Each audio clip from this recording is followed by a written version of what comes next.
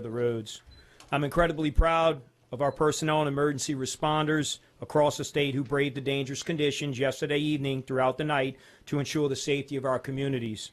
As reported overnight, one of our Troop A troopers outside the Baton Rouge area was injured while removing a downed tree across I-10 in Ascension Parish.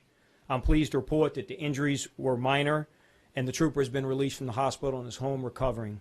As always, troopers are ready and fully prepared to respond, but everyone needs to help to ensure the safety of our communities. Thank you. Would you like? Governor. Thank you, Governor, and good morning, good afternoon, everybody. Deanne Criswell, the FEMA administrator. Although, Senator, I do appreciate the field promotion.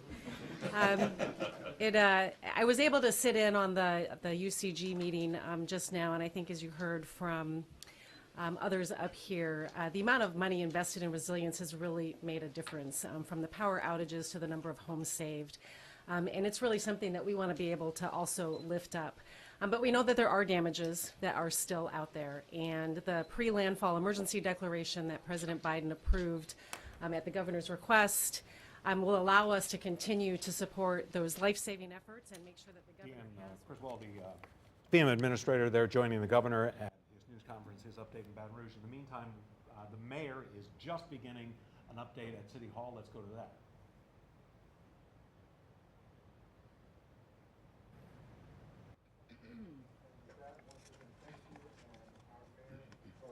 Thank you, Mr. Terry. And again, as Mr. Terry indicated, we just appreciate you all being here to get the most updated information to share with our residents, with our visitors across the board. Thank you for just continuing the leadership here, continuing to respond and show up on behalf of the people that we all collectively serve.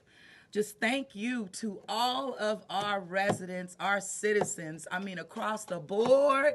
I think we can give it up for them, you know. Thank you. Look, you know, people stayed inside. You know, you listened, you adhered to what we were giving out in terms of the information, and you just did what we asked you to do. You know, there's always some outliers, no doubt about it. But at the end of the day, we can say that a job well done across the board, City of New Orleans, and we're shifting, of course, to not only assessments, but responding to the needs, existing conditions that are on the ground right now.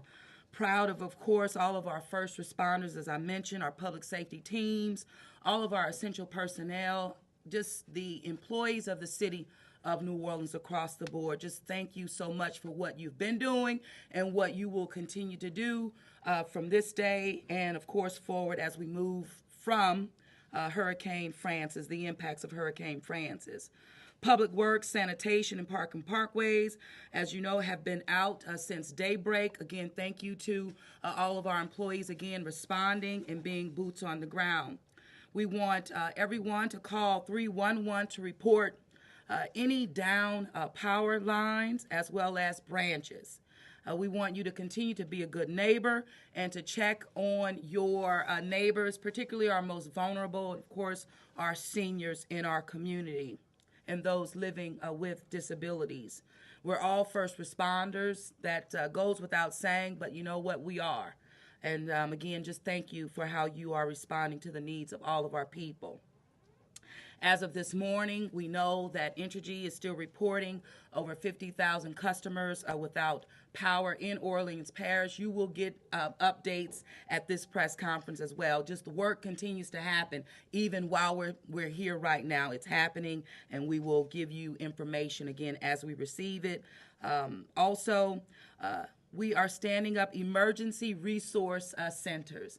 Again, because we've invested and being very intentional, we're able to respond to the needs of our community in real time. So these we calling them ERCs, Emergency Resource Centers, are being activated today from 2 p.m. to 7 p.m. These are making sure that we're providing access to our public, to our residents, for their ability to charge medical devices, mobile devices, cooling stations, just to get resources that we have to provide residents with. These 4 areas will be the Joe Brown Rec Center. 5601 Reed Boulevard, of course, the Treme Recreation Community Center, 900 North Villery Street, the Cutoff Center, 6600 Belgrade Street, Rosenwald Rec Center, 1120 South Broad. You're going to get more information.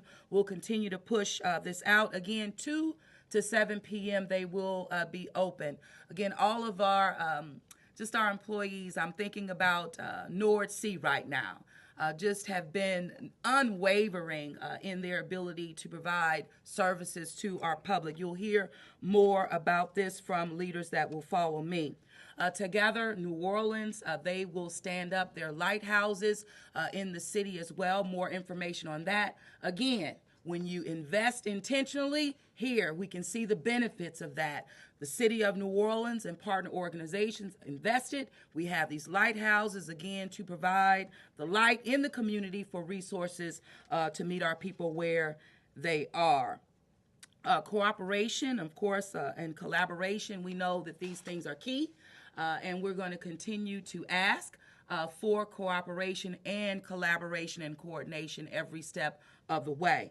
So with that, I'm going to ask our Director of Homeland Security, Colin Arnold, to come forth, and then you'll hear from other leaders following Colin. Of course, I'll be in and out. So with that, Colin, give your updates, and we'll keep it going. Thank you, Mayor.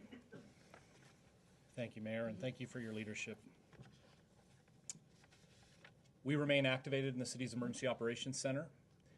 We now switch from a response mode to recovery mode. As the mayor mentioned, we're going to have Emergency Resource Center set up today by 2 p.m. She mentioned those locations: Cutoff on the West Bank, Rosenwald in Central City, Treme Center in Treme, and Joe Brown in New Orleans East. We're going to evaluate these daily. The regular hours, if we're open tomorrow, will be 7 a.m. to 7 p.m. I can't say enough about Larry Barabino and Jenna Vegno. You know, they're both on my Christmas card list perpetually. Every time we ask for help, they're there. And you know, we provided shelter to people who really needed it throughout this storm. Over 117 last night at the Rosenwald Center, and it's just, you know, amazing work done by all. And I'm really proud of my team with NOSEP and all of our partners. Really, we had 6 to 8 inches of rain in about a 2-hour period last night. I believe Kevin from the airport told us they set a record of 7.23 inches of rain at MSY, which is more than they had during Katrina. It's more than they had during Ida. It was something else. And wind gusts 50 to 60 miles an hour here downtown. I was very proud to learn that the weatherwise.nola.gov, our weather website, was the most viewed city website yesterday, which I'm really happy about. And thank you to the public for doing that and staying weather aware.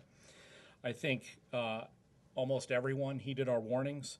I think we've seen some video of someone who didn't, and it was compelling and terrifying and maddening, and should serve as a reminder that you cannot drive into these streets and these flooded streets and underpasses.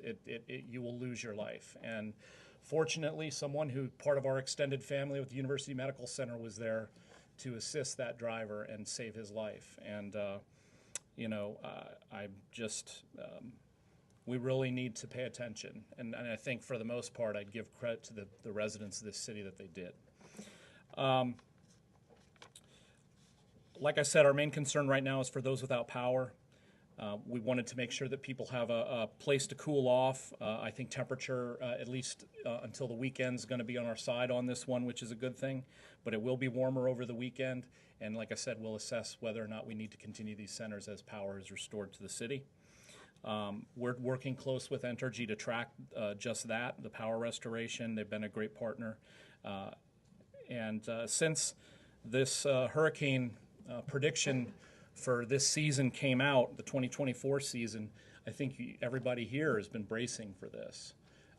We've been expecting that it was going to be a really busy season, and although, you know, knock on wood, it hasn't turned out to be exactly the season by the numbers that they were predicting, people have listened to our message, and we've all worked well together, both within government and within the community. And I'm just very proud, and we've got some challenges ahead over the next couple days, but all things considered, the way this storm went and how much impact we got yesterday, I think we're in a very good place. For those that do have damage, the last thing I'll say, I've promoted this tool before, and I'd like to do it for this event as well, and that's damage.la.gov. That's damage.la.gov. This is an opportunity, if you have property damage, to self-report that. You can upload photos, you can document it, and it's a very useful tool because we do have a declaration for this.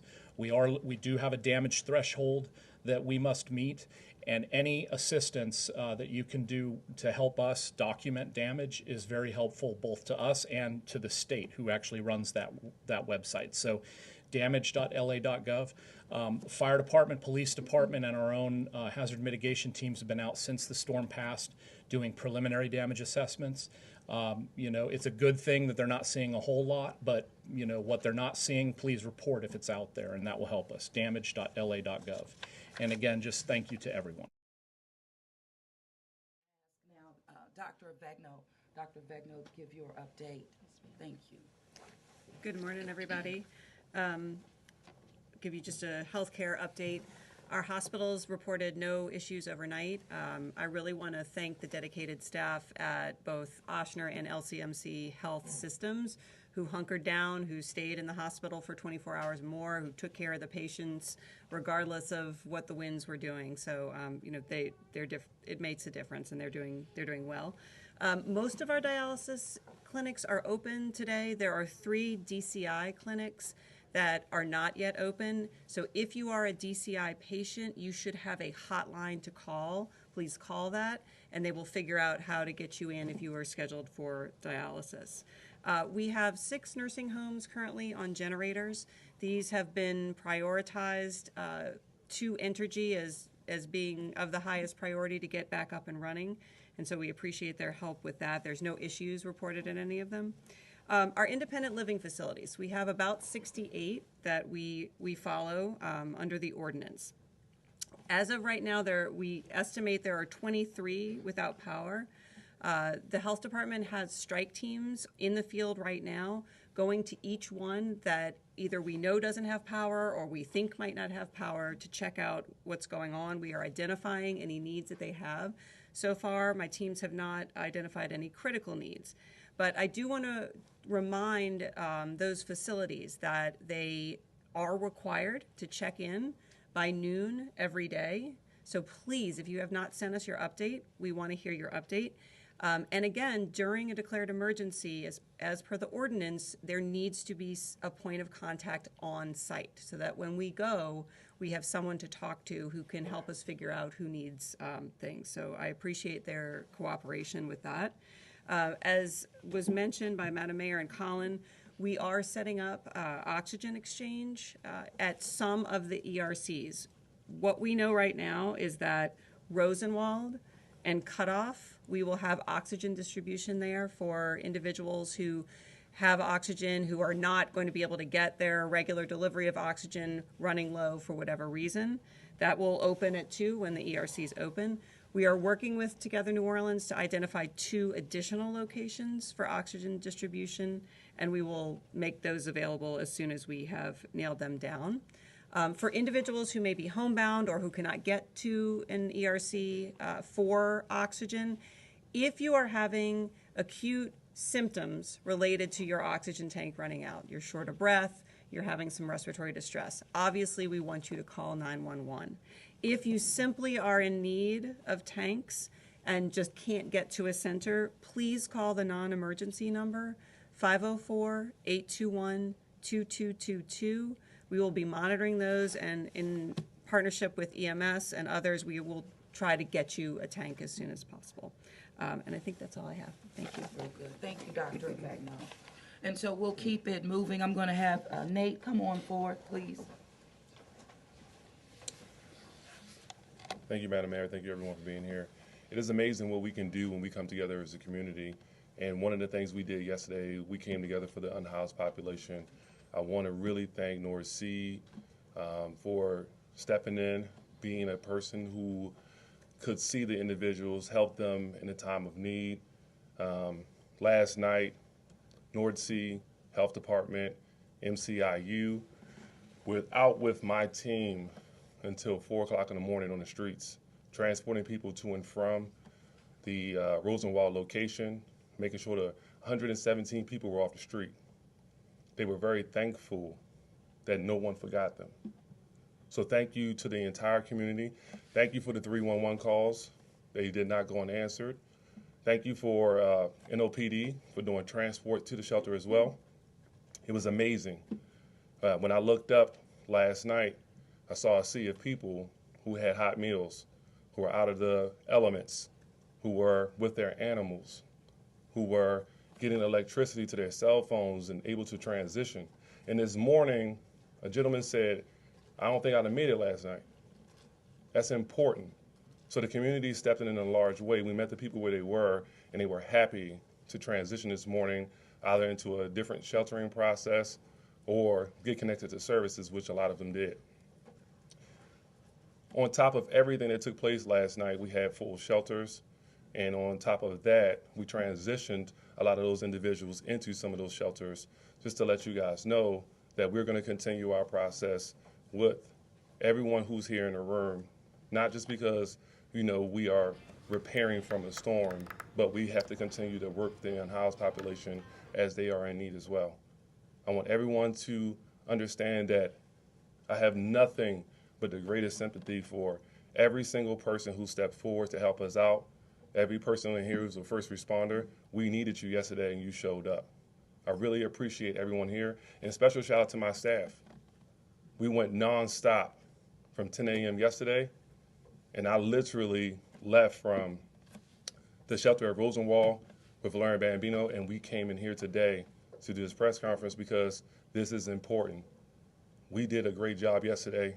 Madam Mayor, and your leadership, this went as smooth as you can possibly think, and we really want to thank the entire community for stepping up. Thank you. Thank you. Thank you. Yeah. Spirit of humility. You call to serve, and you can't make it up, and there's no substitution for it. So we're going to keep it going. I'm going to now transition and ask members of the New Orleans City Council, and then we'll be briefed by other agencies. Councilman Green? Thank you, Madam Mayor. And Madam Mayor, I'd like to thank you and just express my appreciation for your putting together the team that is assembled in this room, the workers who are outside, who have done so much during this storm to save lives and to keep our citizens safer. I want to acknowledge that last night, while it was dark and while the winds were swirling in the city of New Orleans and while the rains were coming down, members of the New Orleans Police Department, members of the Fire Department, members of NORD, the Homeless Services and Strategies Office, the Health Department, and others were hard at work. You didn't see them. I happened to see them. I happened to see the police cars coming throughout our district, still responding as was necessary. I just want to say that that's in the spirit of New Orleans, that we had that work going on at a time that we think that everything is quiet and so much is going on. I want to express my appreciation. I want to also express my appreciation to residents. We asked you to do simple things such as bring the pets in, use the generators correctly, make sure that you were stocked up with water and food, make sure that you reached out to someone else to help them, and that's what you did. You helped save lives by doing that and also making our city safer. We asked you to use 311 to call in when you saw something that we needed to address, and the 311 calls continued and issues are being addressed because of that work. So I do want to thank you for that. And to our residents, yes, I represent District D.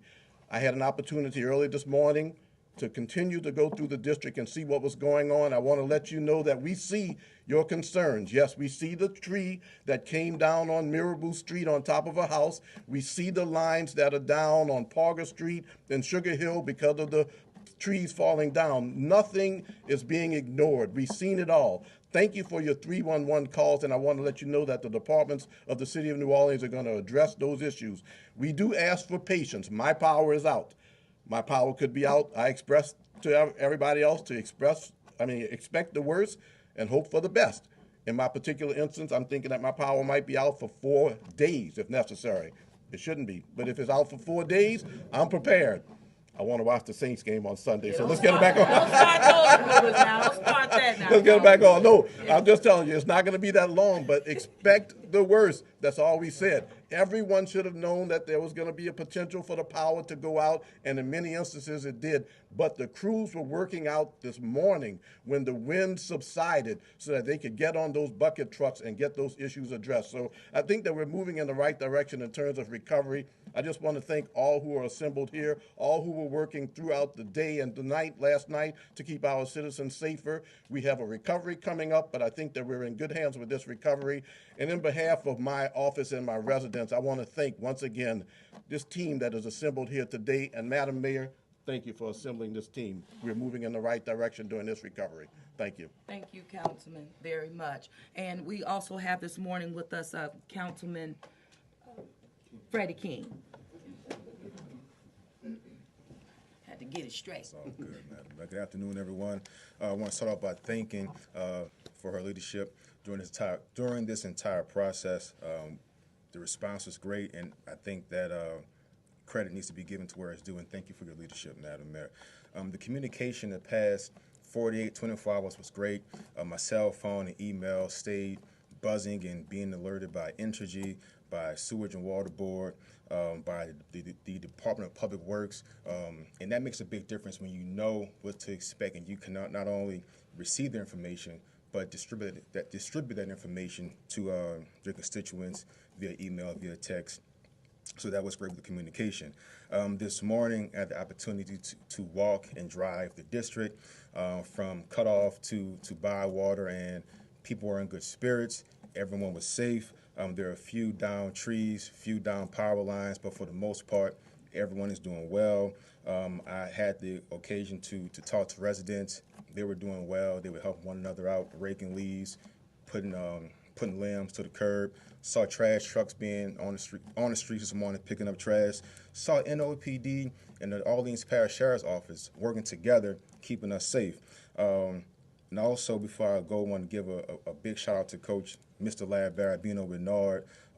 We all think about the NARD centers and NARD for recreation, but this shows that NARD is a year-round, season-round product of this. It's needed 24/7 in this city, and this is an example of that.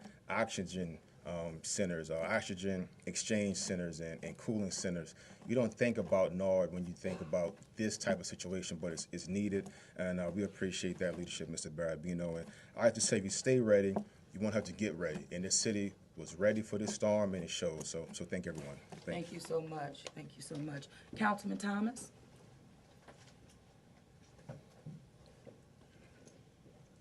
I just want to thank God.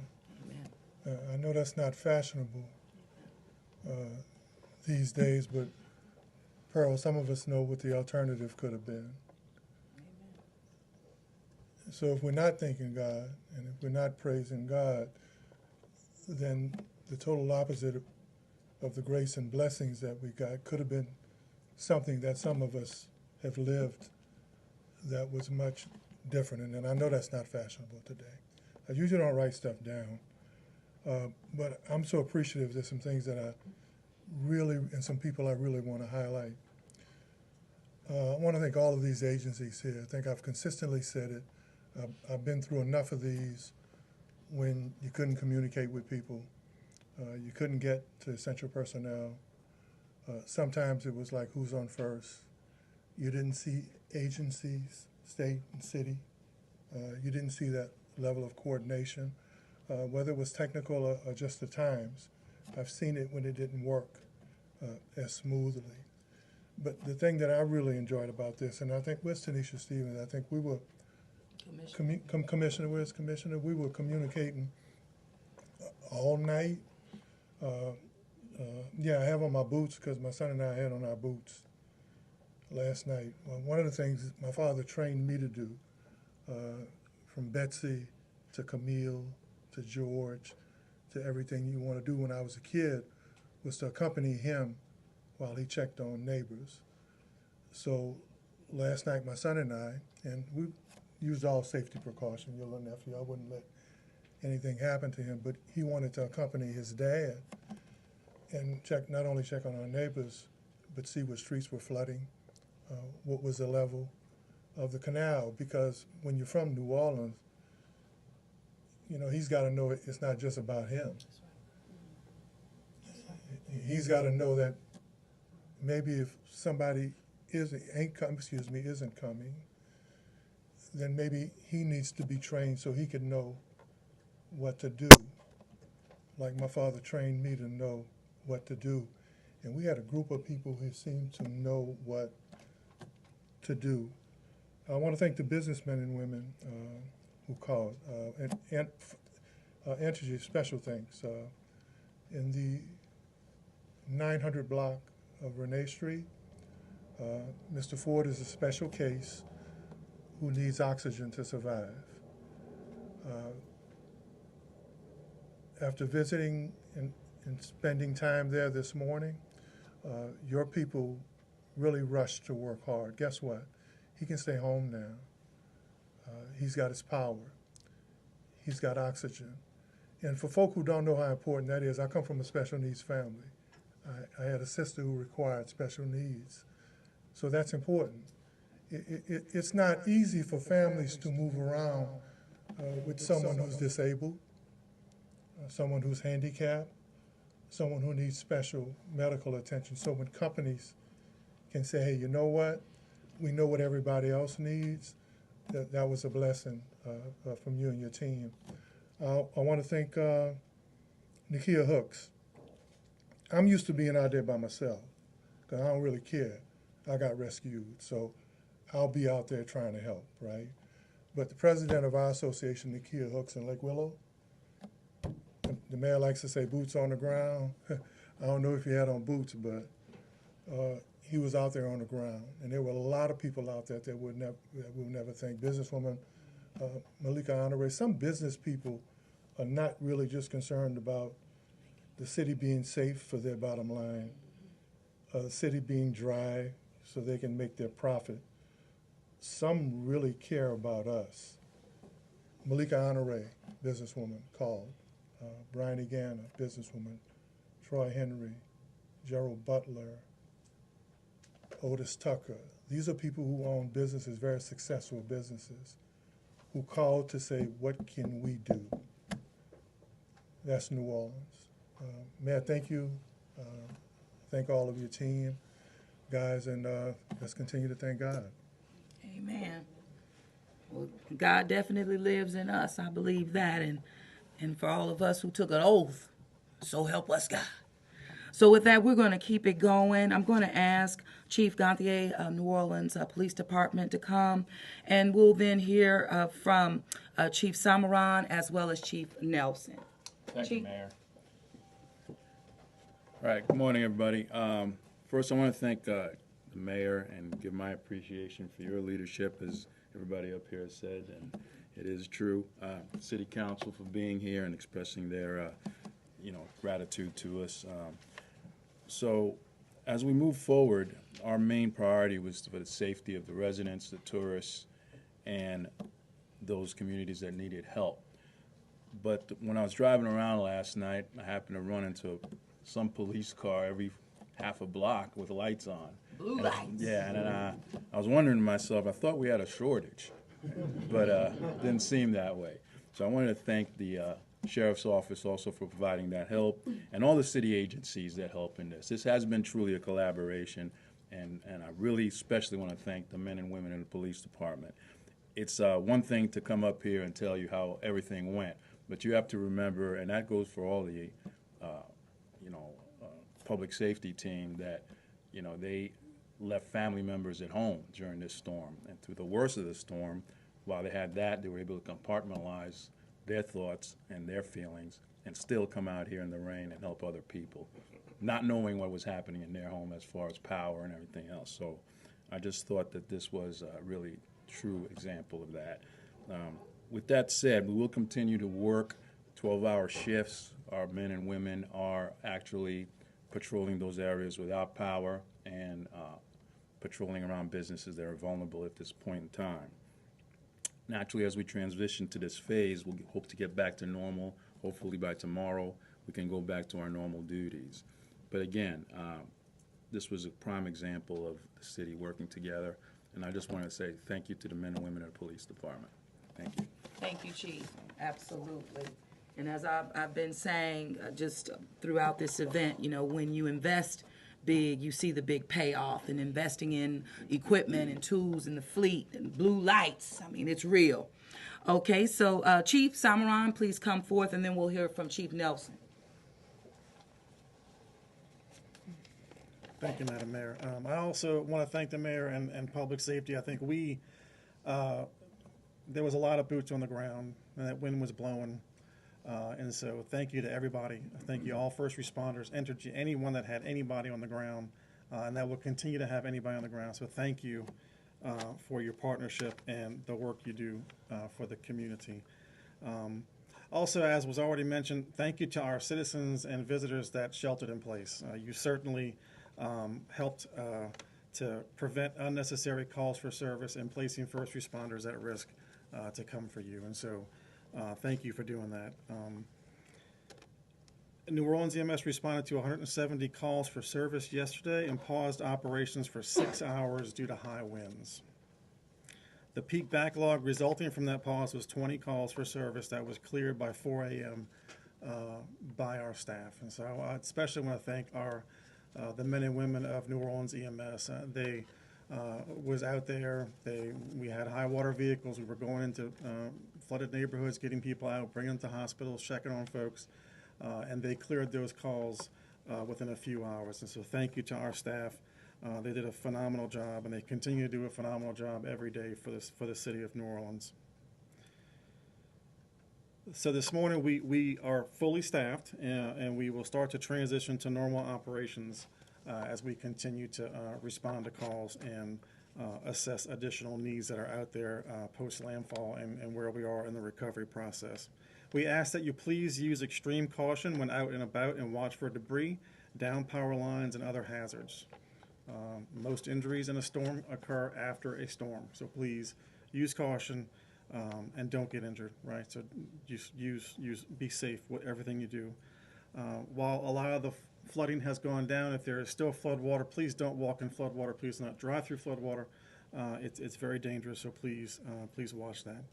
If you are using a generator, I'm sure we've heard generator safety tips. We've really focused on that the past few press conferences. Please keep 20 feet away from you and your neighbors' homes and use in a well-ventilated, unenclosed area.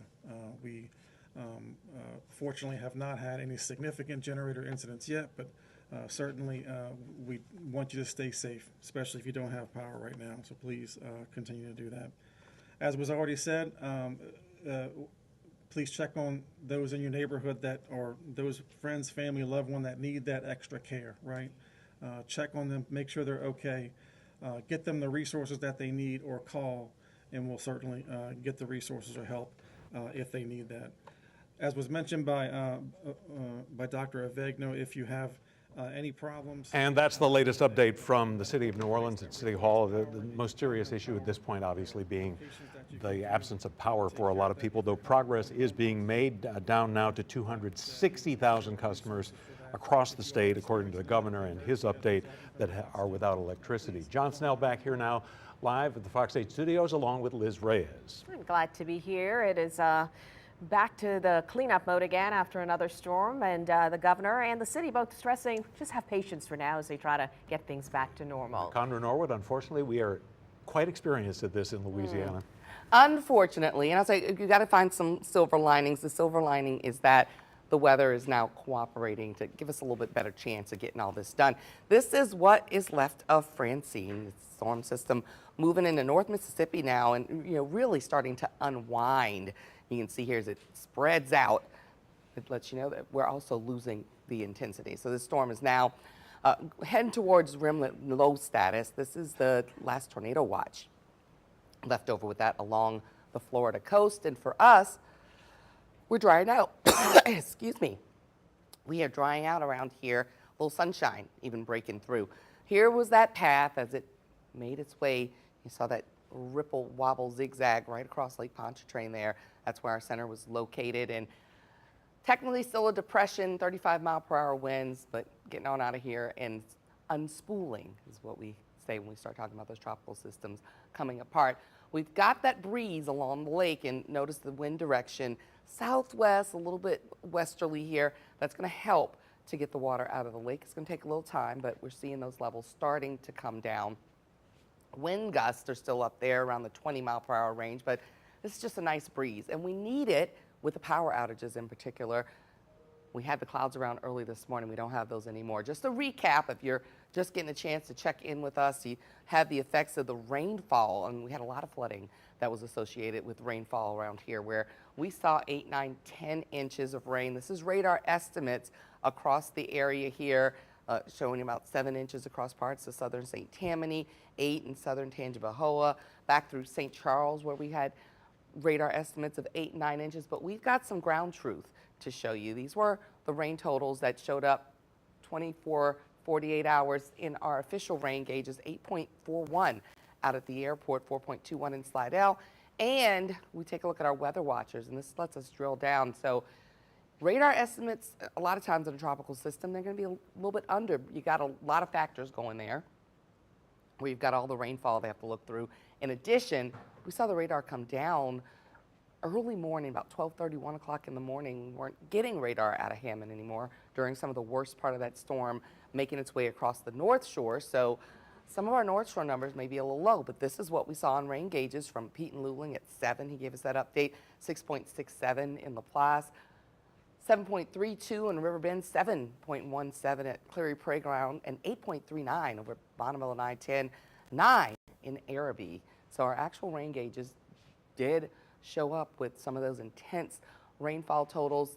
13 inches in Covington sounds a little high, but we did have some pockets around there that were 8, 9. So Hunter, thanks for calling in and letting us know that you did see those kinds of totals. Now we're seeing much drier conditions around. Things are clearing up, drying out. We could have just a sprinkle or two around that rotation as it continues to make its way off to the north, but really we're looking at nice drier weather in place here for this afternoon through Friday, Saturday, and into Sunday. So a nice stretch of dry weather around here to clean up and clear out.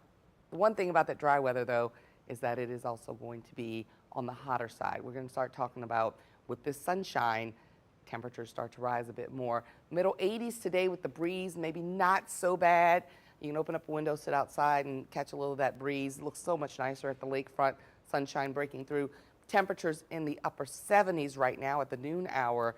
That's kind of a bonus, but we are going to start to see rise in temperatures over the next several days. So while we've got mid-70s, low 80s around right now, we still got the muggy air in place. You got dew points in the 70s. We're going to stay in that range. And as we go through the extended forecast, while rain chances stay low, we talk about seeing that increase in temperatures. Also, I don't want you to get nervous or worried, but you may be seeing something online about another depression. This is where it is, way off the coast of Africa. And, you know, typically, as we start getting this late in the season, these storms, they usually turn out to sea. So we'll monitor. We've got a couple of areas of low development off the East Coast, but all of this right now, it looks like none of that would affect the Central Gulf Coast at all, and Francine is moving away. So we'll let you know if there's anything else to watch out there, but if you hear rumbles or whispers, that's what it is. Don't be concerned about it.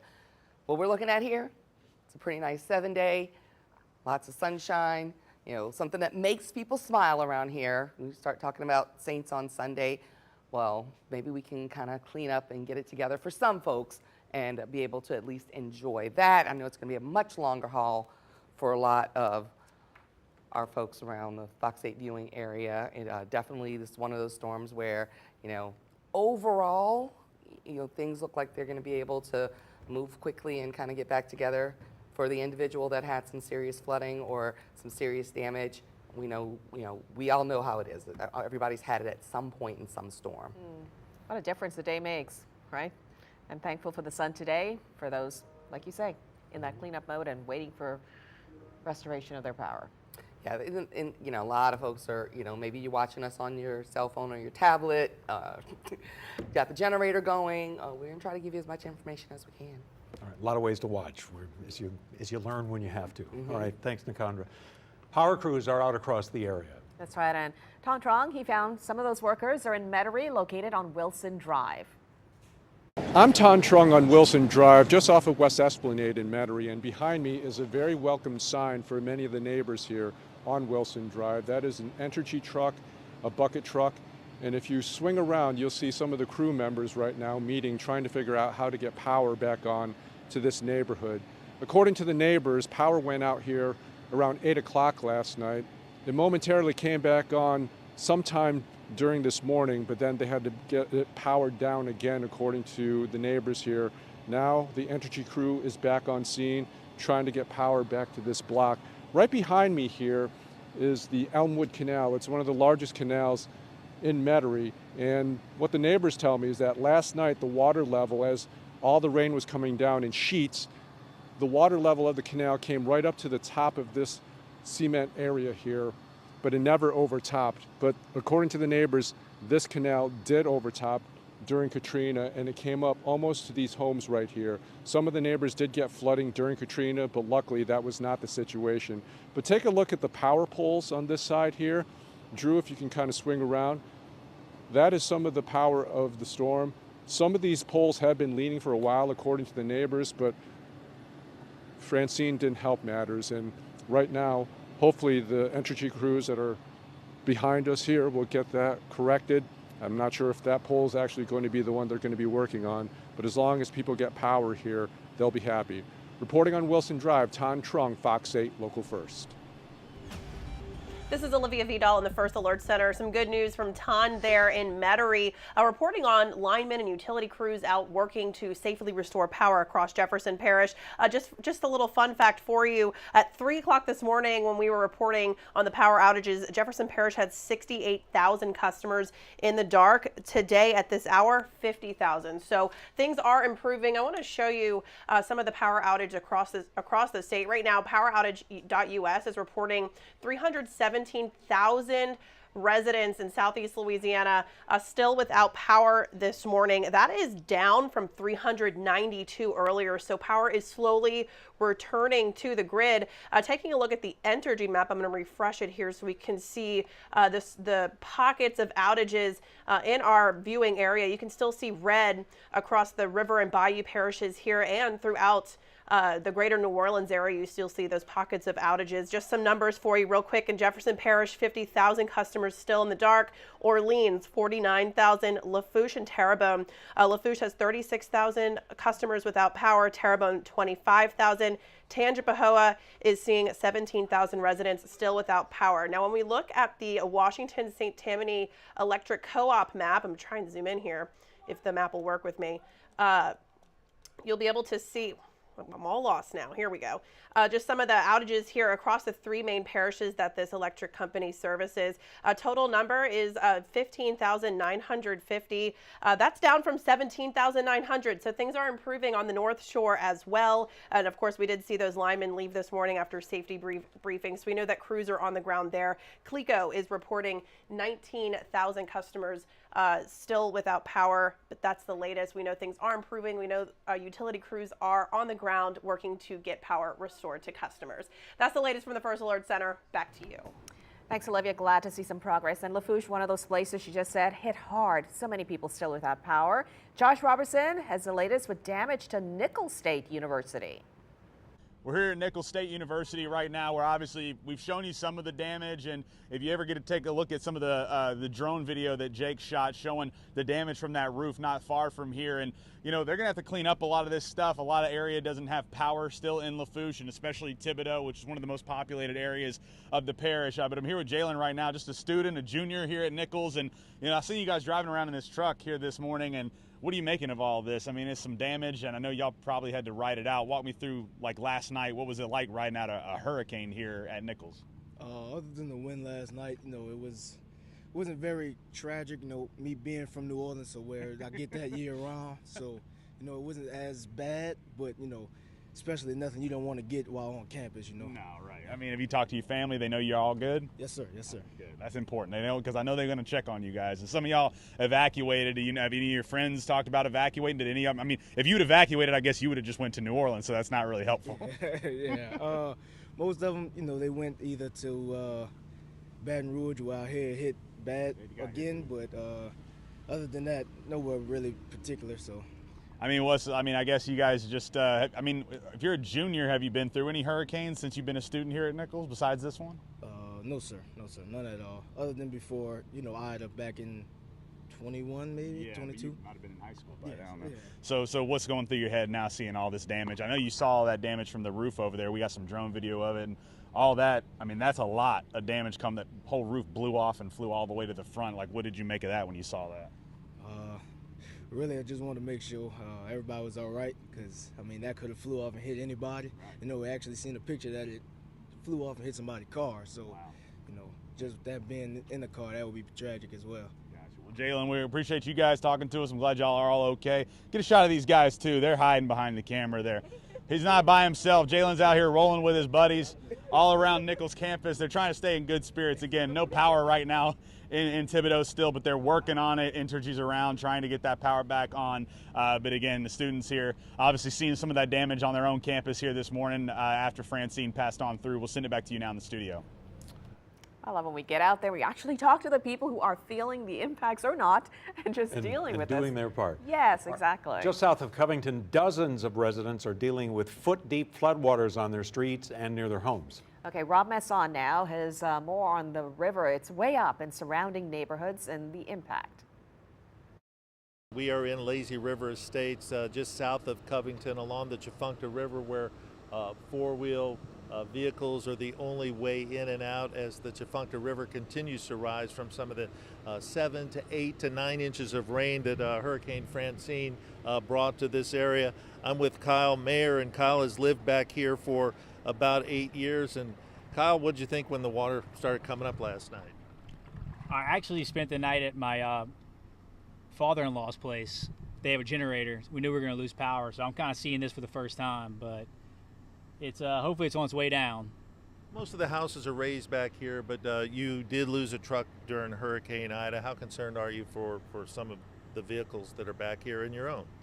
Most people know it's coming, so they kind of park on high ground, and so every house is different. It's just how elevated is your property. So there's about 20 cars up here on the highway where people have brought them up, sort of like the neutral grounds in New Orleans, right? Yes, you know when the storm's coming, that's not a bad idea. It's a good idea, especially if you're going to stay here. That way you can walk or get a four-wheeler to your truck and try to keep it out of the water. You're a charter boat captain down in Venice? Yes, sir. Are you doing any chartering here? How's the fishing in your front yard? I'm about to find out here in a little bit, but I could probably crank the boat up in the front yard. Well, Kyle, I hope you don't have too much property damage. Thanks for talking to us. No Appreciate problem. it. Yes, sir. So that is the story here. People are out walking their properties, assessing the damage. You could see kids riding their bikes up here. Only high trucks can get through, but as Kyle was saying, he's a little bit concerned for his high truck because he just doesn't know how deep it's going to get. The water does seem to be still rising here. Again, there's about 100 homes back here.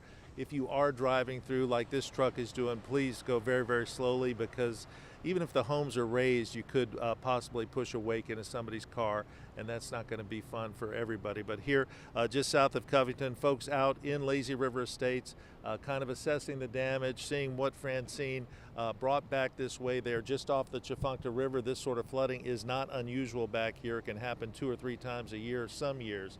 So folks are used to it, and they're helping each other out and doing whatever they can to get in and out and get whatever supplies they need.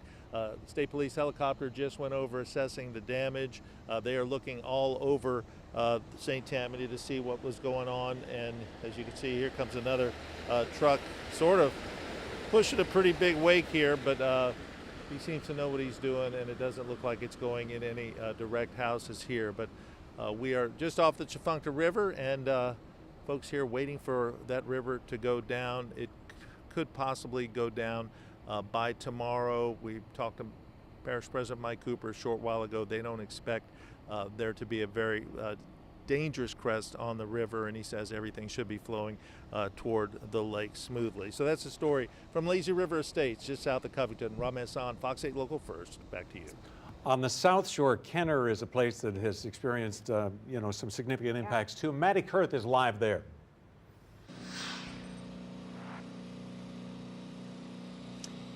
guys, yes, good afternoon. The major difference here on Miami Place in Kenner is that the sun is shining, and so whatever residual rain is left over, we can see a little bit over here on the sidewalk, that's evaporating, and we'll soon have some dry streets here. But the problems persisting here are mainly power and flood damage. We've got one side of Miami Place here without power. The other side, the lights are on, but almost every house here, we're told, got a little bit of water inside. And so neighbors today have just been cleaning everything out. They tell me this is pretty much completely unexpected. Every homeowner I talked to today said their home hasn't flooded since Hurricane Katrina in 2005. And so their preparations for Francine didn't necessarily include water coming into their house, yet all of them now dealing with the aftermath of that. So we've got some of the trash being brought out to the sidewalk here across the street. Some too, we're seeing some mattresses, some furniture. Not too much out just yet. I know a lot of folks were wanting to make sure that their insurance pictures were taken care of before that they started to tackle in and try to clean some things. Here's one house where we've got a family affair. Some of these cars were flooded out as they just sat there parked in their driveway here. But they've got a full team effort, and everybody is working with each other. Now, because we are without power, so many of our residents here in Kenner, there are some generator safety tips that we can never say too often and too frequently. Of course, we knew that was a problem in Ida with people running generators and not knowing how to do so safely, and so that unfortunately led to some people losing their lives. So, of course, you always want to have your generator outside, and you never want to have that inside, even just your garage, right? You want that fresh air to be able to take all those fumes out of there.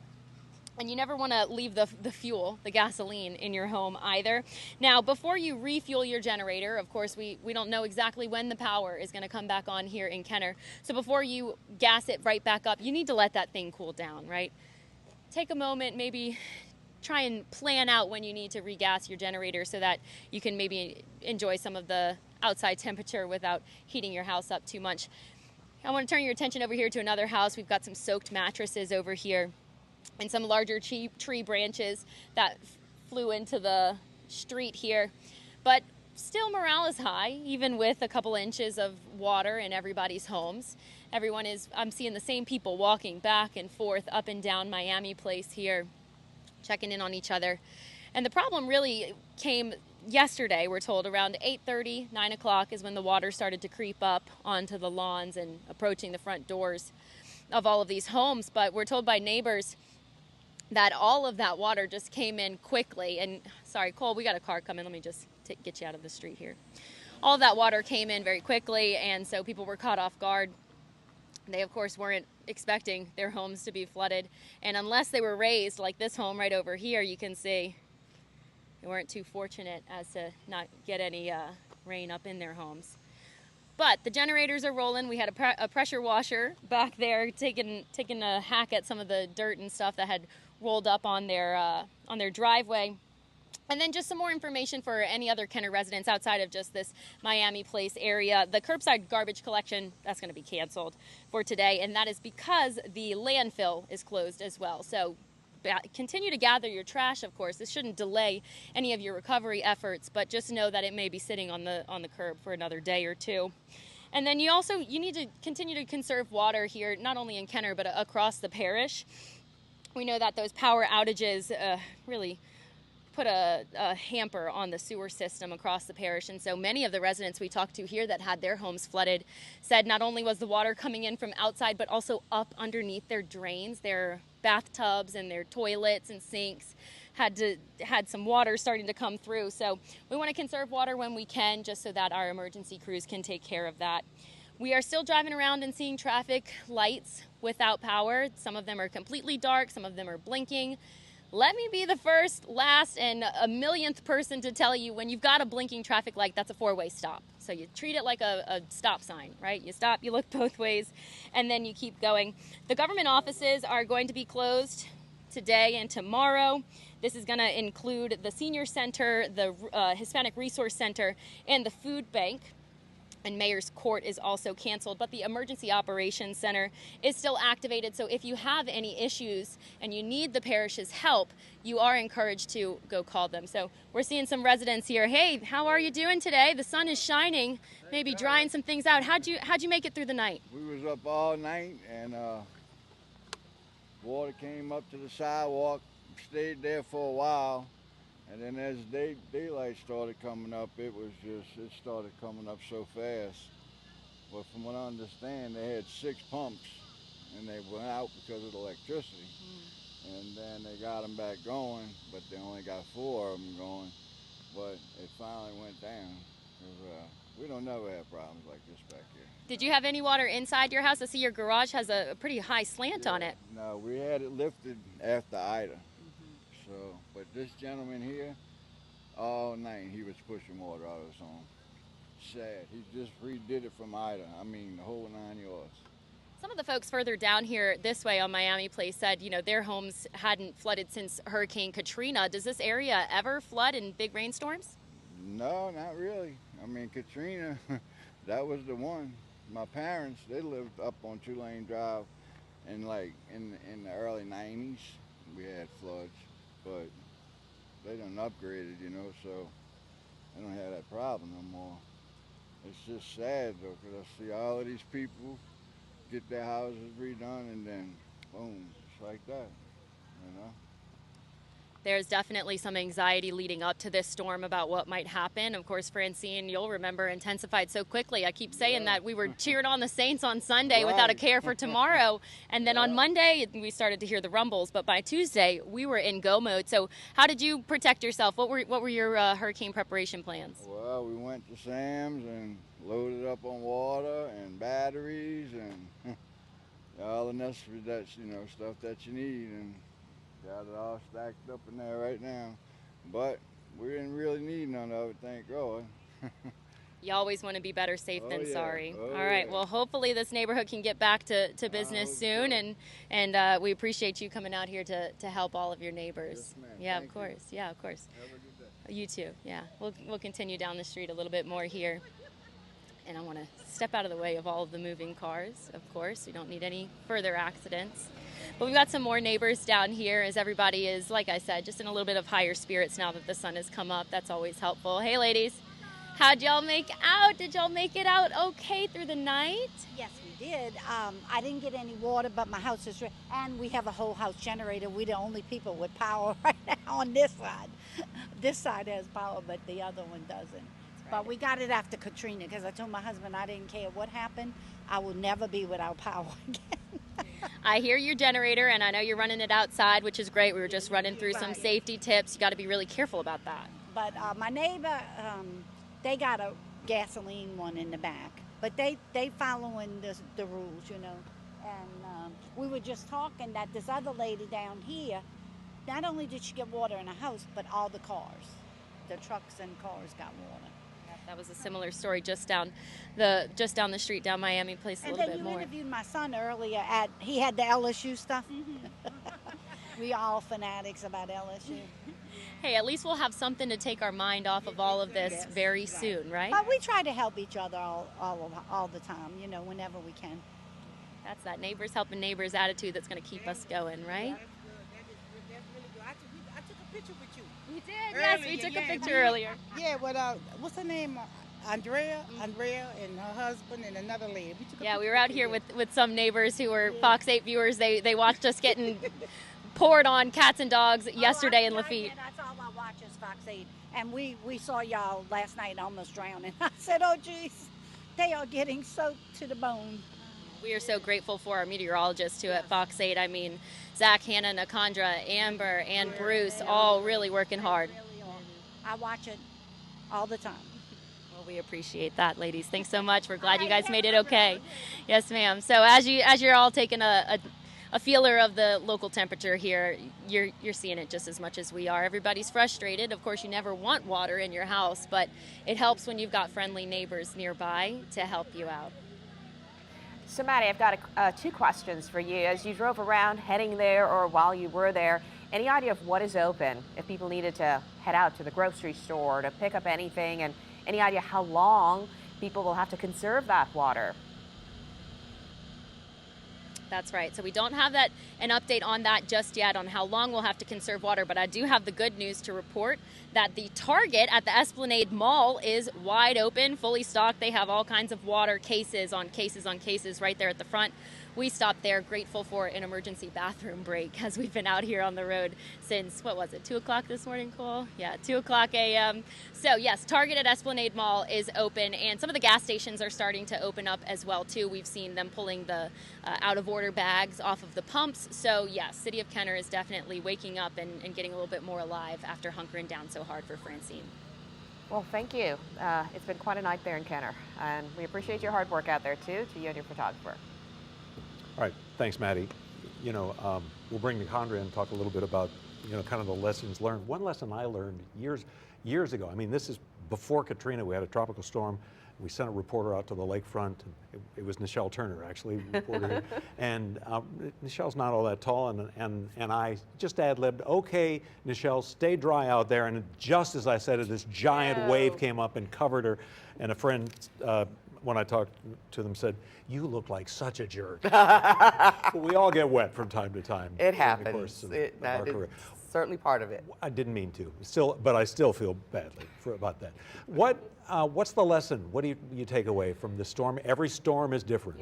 We say that a lot. Every storm is different. We say it doesn't matter how many storms you get, because I think that's one of the big things. We've been moving through the summer, and a lot of chatter has been, oh, they said this was going to be the most active hurricane season. There's still a lot of hurricane season left. But if you get one storm and it's your storm, well, that's the storm that you worry about, and that's what we're seeing now. We got a storm this year.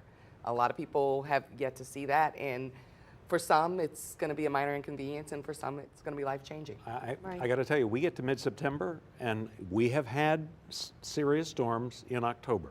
They are less likely. We had one a couple years ago. We had Zeta. Hurricane Hilda, which was a significant, we're coming up on the 50th anniversary of Hurricane Hilda, which killed 22 people in tornadoes. That was an October storm, as I recall.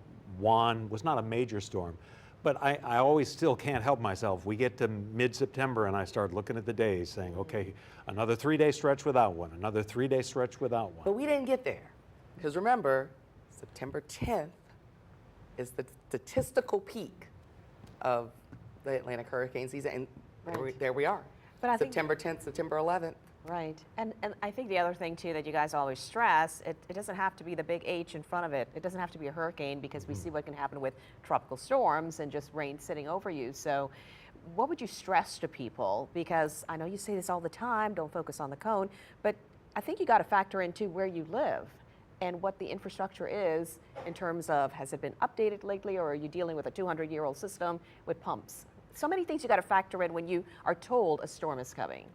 As you look at scenes like we saw in Mid-City last night, late last night. You got to know your neighborhood. Flooding there. You have to know your neighborhood. You have to know where you live.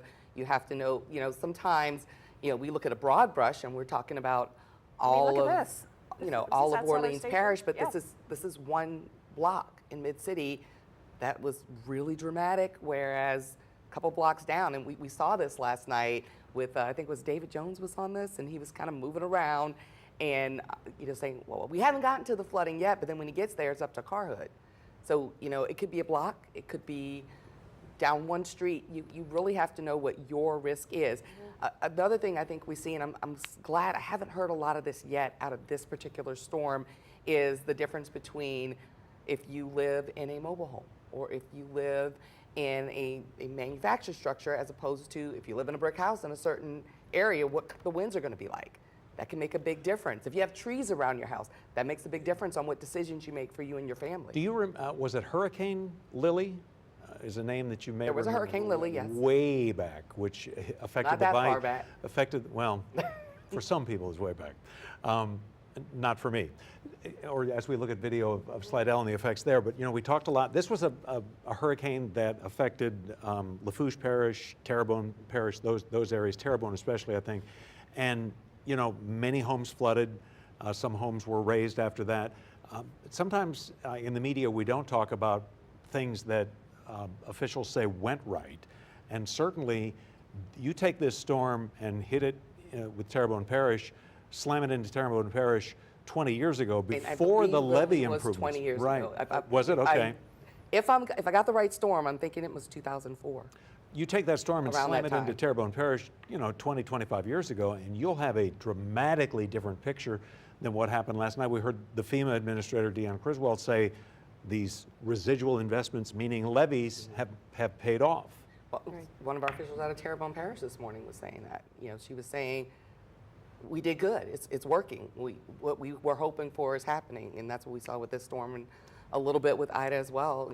So I think as bad as it can be and as bad as some of the things are that we did see or will see or might still see as we get out and about today in the sunlight, there have been mitigations that have made major improvements that are a lot different from what we would have had 25 years ago. But maybe the next turning point, and hopefully this will be a defining moment, and I think I heard you this morning touching on this, maybe more attention and more focus needs to be made now on improving our system, our drainage. I know there's only so much you can do with the rain that's coming in at the time, but clearly that is an issue top of mind for people this morning, the pumps and drainage, and just getting a better understanding on that and what we can do to improve on that. Well, and sometimes it's, like you said, every step is another lesson learned. Yep. And one of the things I'm thinking about with the problems we're having with sewage, and I was going to talk about, we're talking about St. Charles Parish right now. That's another place where we've seen changes and improvements. And while there was some areas that did get significant flooding and problems, a few years ago, that whole neighborhood would have been wiped out. And there was some flooding in St. Charles Parish on the East Bank. It is far from reality. In addition to the levee improvements in Terrebonne Parish, which is around the Houma area and places to the south, Lafourche Parish, Thibodaux and places to the south, there is a focus on another levee that will run on the west bank of St. Charles Parish. That is going, if they get it built, and they've made some progress as going through the bureaucracy that has to happen, and then they have to worry about funding. But if that were to become a reality, and if the rest of the Morganza system that protects the bayou parishes get built, you would have a continuous levee system running from Bellchase all the way over to the very western end of Terrebonne Parish. If that happens, and it'll probably be after they tell me, hey, you're done. And if that ever happens, or when it happens, it would mean dramatic improvements for places on the West Bank all the way down into the bayou parishes. And one of the things, the next thing I was going to point out is kind of where you started steering that. All that takes a long time. We're looking at Kenner flooding now. And one of our big issues that we heard early yesterday when we started talking about these sewer systems problems and having to conserve water, it started in Jefferson Parish, and they're like, our sewer system is aging, outdated, and it can't take the stormwater. And now you're going to have issues. And we've been hearing about, we had that major water rain break that nobody had water for days. It's like, well, we're putting the money in there. We figured out the funding. We're working on this project, but they take years to fund. They take years to do. So unfortunately, in the meantime, we got to deal with the patchwork, and that's part of it too. No, I think that's a great point. Ghassan Korban from the Sewerage and Water Board did make the point this morning that they have in the works a new power generating plant that is under construction. It is scheduled to open in 2025. That'll replace some of these older turbines, and it should go a long way towards solving, he believes, some of the power issues that they have. The other, but to quote somebody else, Jesse Keenan is a climate change expert in the architecture department at Tulane, and he has made the point.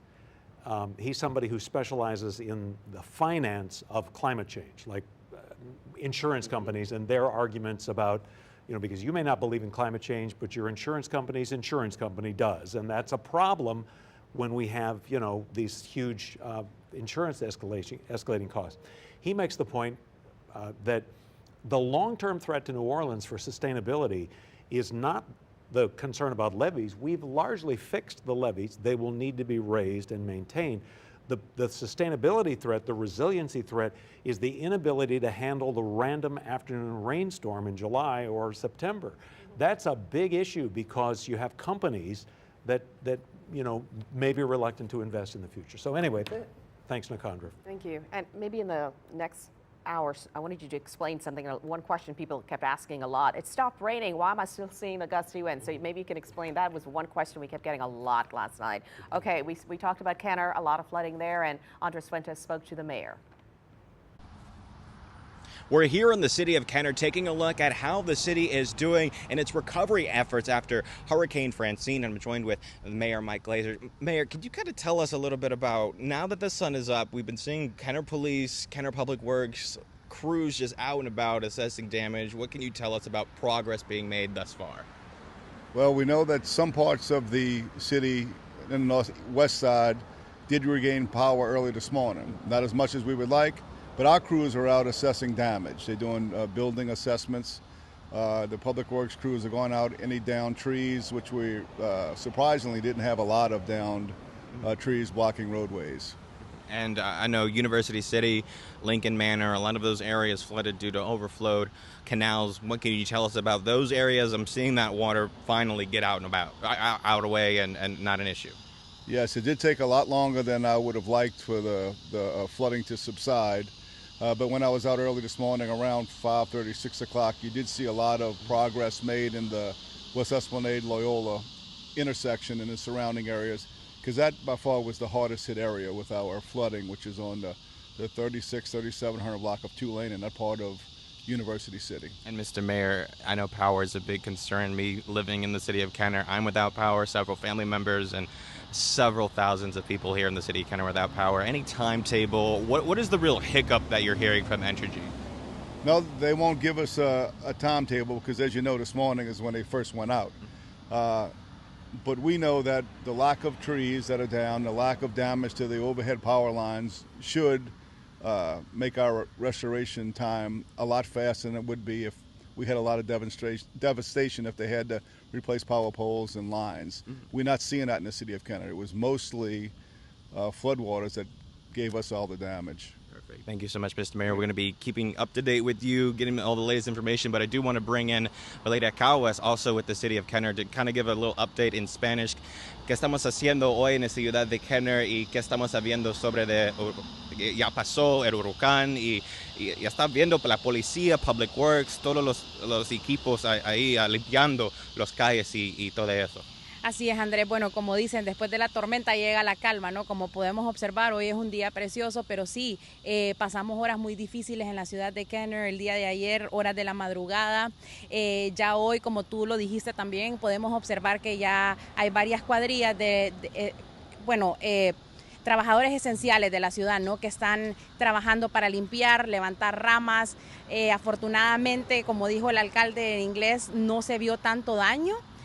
Fue más un daño de agua que de viento, así que afortunadamente pues no hay tantos tendidos eléctricos en el suelo y eso creo que facilita un poco más el proceso de limpieza y de recuperación en la ciudad. Bueno, muchísimas gracias, Valeria. And like we said with the mayor, we're going to be keeping it up to date, giving you guys the latest information on how the city of Kenner is doing after Hurricane Francine. But for now, reporting here in Kenner, Andres Fuentes, Fox 8, Local First. All right, thanks so much for that, Andres. As we reset here at the top of the hour, good afternoon once again. I'm John Snell. And I'm Liz Reyes. Well, we are in the cleanup mode after what has been an incredible night, a long day for folks yesterday, and hopefully now we're getting closer to restoration and getting the power back on. And it's the little things, Nicandra Norwood, like, for example, I'm not used to saying good afternoon. That's right. It was hard to pull that off, you know? Deep into the afternoon now, and so, you know, the longer we get into this day, the farther away Francine gets, and this is what's left of Francine. You're starting to notice backside of that system really breaking up. It's unspooling, as we like to say. And one thing I just noticed, our tornado watches are gone. So it's definitely showing you that we're seeing this system fall apart, become that remnant low as it moves on out. And we are drying out across most of southeast Louisiana, the Mississippi Gulf Coast. Even the clouds are beginning to clear. Now, this was pretty much the last advisory here. It was still a depression at that time, 35 miles per hour. Moving north and out of here and expected to be breaking up by later this afternoon. 10 a.m. was when we got that winds are starting to blow that water out of Lake Pontchartrain. But, you know, maybe you're just kind of still thinking about, what was this? We got this track. We said, oh, this storm's going to be in West Louisiana. But these are the things that we try to hit home to you. And I hope you can remember this. next time we start talking about a storm, we start talking about the effects. Even we saw this cone that was set into West Louisiana, the center line through Lake Charles, we already knew that meant we were going to be in that messy side of the storm. Because it followed that track even. We were going to be getting some of those effects. That weather that just moved through Florida today, where they had tornado watches all through the night. Well, that would have been partially what we were looking at. Then as it starts moving, and you start seeing that forecast cone move farther to the east, that increases the impacts across southeast Louisiana. And by Monday evening, Fox 8 weather team started pointing out, hey, we've got models that are pulling that storm much farther to the east, riding along the eastern side of the cone. And that's the thing that we show you the center line because people want to see, well, what is that maiden forecast? But in the cone, that could be anywhere where the center is, and we try to point that out. The center can be anywhere in that cone. The center, well, this was in the cone, but it was on the edge, the eastern edge, which means that that's where those effects were greater. So keep that in mind. Every time we're talking about a tropical forecast and we show you that cone of error, anywhere in the cone can be the center. So I don't want to hear a lot of, I didn't think it was going to be like this. You got to pay attention to that forecast and know what those impacts are going to be in your location. We're going to try to tell you as best that we can in the Weather Center here. Landfalls, 5 o'clock on Wednesday, Category 2. This was southern Terrebonne. The official land statement said 30 miles to the southeast of Morgan City. That puts it around Dularge. 78-mile-per-hour wind at MSY is what we saw as our peak wind around here. Now, looking at the winds, currently they're out of the west, right at the lake, and that's a good thing. We're starting to see that water push out. It's going to take a while, but our lake levels are starting to come down. We're seeing that on the gauges. Our wind gusting still around 15 to 20, and we need that because a lot of folks, no air conditioning right now, so might need a little breeze. Hopefully you can open the windows, sit outside. You'll be dealing with it. If you're still looking for those rain totals, you may be wondering, maybe you said, well, what is this with the flooding? What kind of rain did we get out there? These were our radar estimates. Two things to know about the radar estimates when we start talking about a tropical system. They're generally on the low side because you're just dealing with so much. So our radar, which is here in Hammond now, did well, but it is looking through all those layers of rain, right? So when you have one little thunderstorm and it's bouncing off that storm, maybe with a lot of clear air in between it, you're going to get a whole lot more of those particles. This is kind of like looking through those curtains, like those translucent curtains.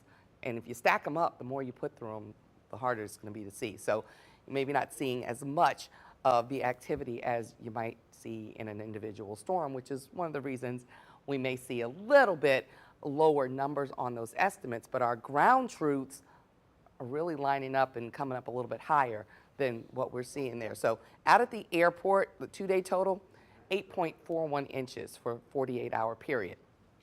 6.77 at the lakefront, and we can drill this down even farther because of our great weather watchers that took the time, even with the storm, to keep up and call in rain totals for us. D in Laplace, 5.93 inches around Cambridge, 6.67 from Ken in Laplace. I believe he's more towards Riverlands. Phil at Chateau, 5.85. Pete in Luling said he got his first reading. He said it was still raining. He went out and got that 6-inch reading for me and updated me this morning with 7 inches in Luling. And notice our radar estimate did pick up even higher totals in that area. While here across Uptown, the algorithm kind of lines up a little off, but Riverbend Roscoe, more than 7 inches there. 8.39 in Bonneville and I-10. 7.17.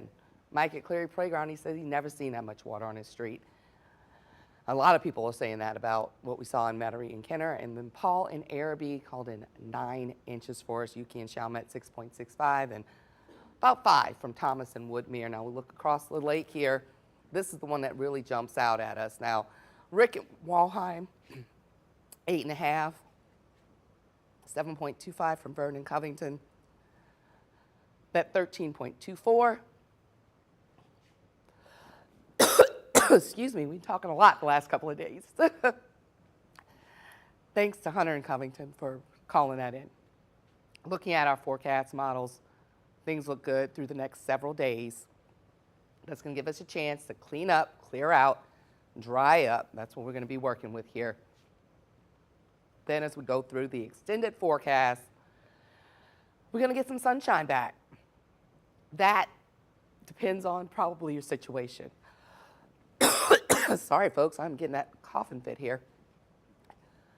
Temperatures on the increase into the weekend, 90 degrees there as we go into Saturday. So if you're dealing without the air conditioner and you have to deal with that heat in there, I know that's going to be a little bit more difficult for you as that temperature starts ticking up. The bright sunshine means we're going to be working with that as well. So that's what we're looking at here in the extended forecast. At least the positive is that we are going to continue to see nicer conditions for cleaning up and getting back together here as we go into the weekend. I was running out of the studio to get you water, but they said we're wrapping her. Yes. Go get some water. Yes. Take a break. Please. Yes. We've talked a lot. Kenner is a spot that has been seriously impacted, unfortunately. The mayor earlier today estimated at least 50, maybe 75 homes that had water in them. And right now they're trying to do the cleanup. Unfortunately, for some of those folks, it comes after they had just fixed their homes after it flooded with Ida. But Andres Fuentes has the latest on what's happening there now. John Liz, I'm here along 2-lane here in Kenner, and we're seeing the drying out of the city of Kenner right now. This is one of the harder hit areas. There's a canal just on the other side of these homes. But Evan, if we could turn around real quick, this is one of the properties here.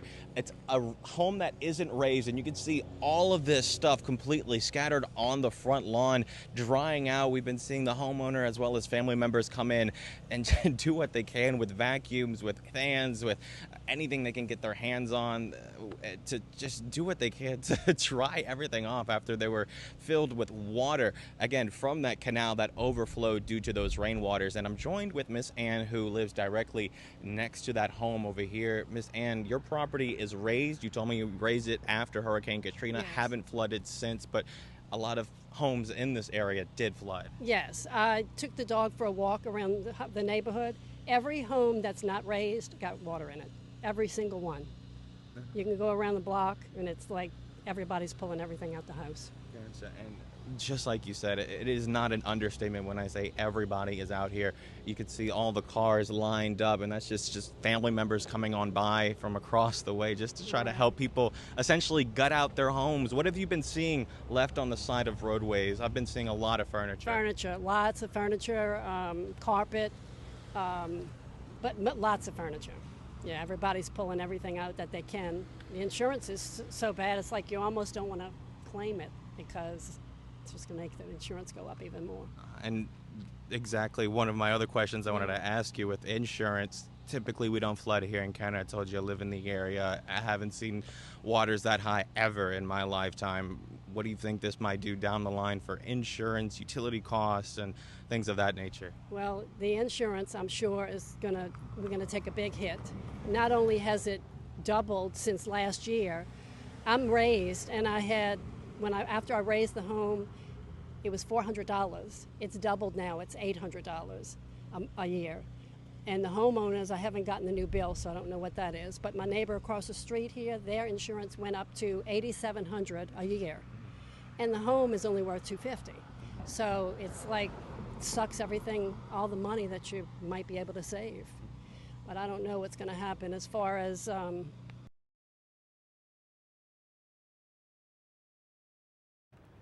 they have a lot of money to pay for insurance. Oh. They'll have to have $10,000 a year to pay for insurance plus the note. And Miss Ann, thank you so much for your time. We're going to actually go over, it was your relative, my brother, your yeah. brother Yes. just down the way. Evan, if we could walk over there and show you how her brother is handling things over there. Thank you so much for your time. But as we're walking there, you know, I really do want to emphasize just how much of a community effort it is to come on down. We've been seeing people as far away as St. Tammany Parish, St. Bernard Parish, coming down here to Kenner to help a lot of their loved ones. That's why we see just so many cars out and about.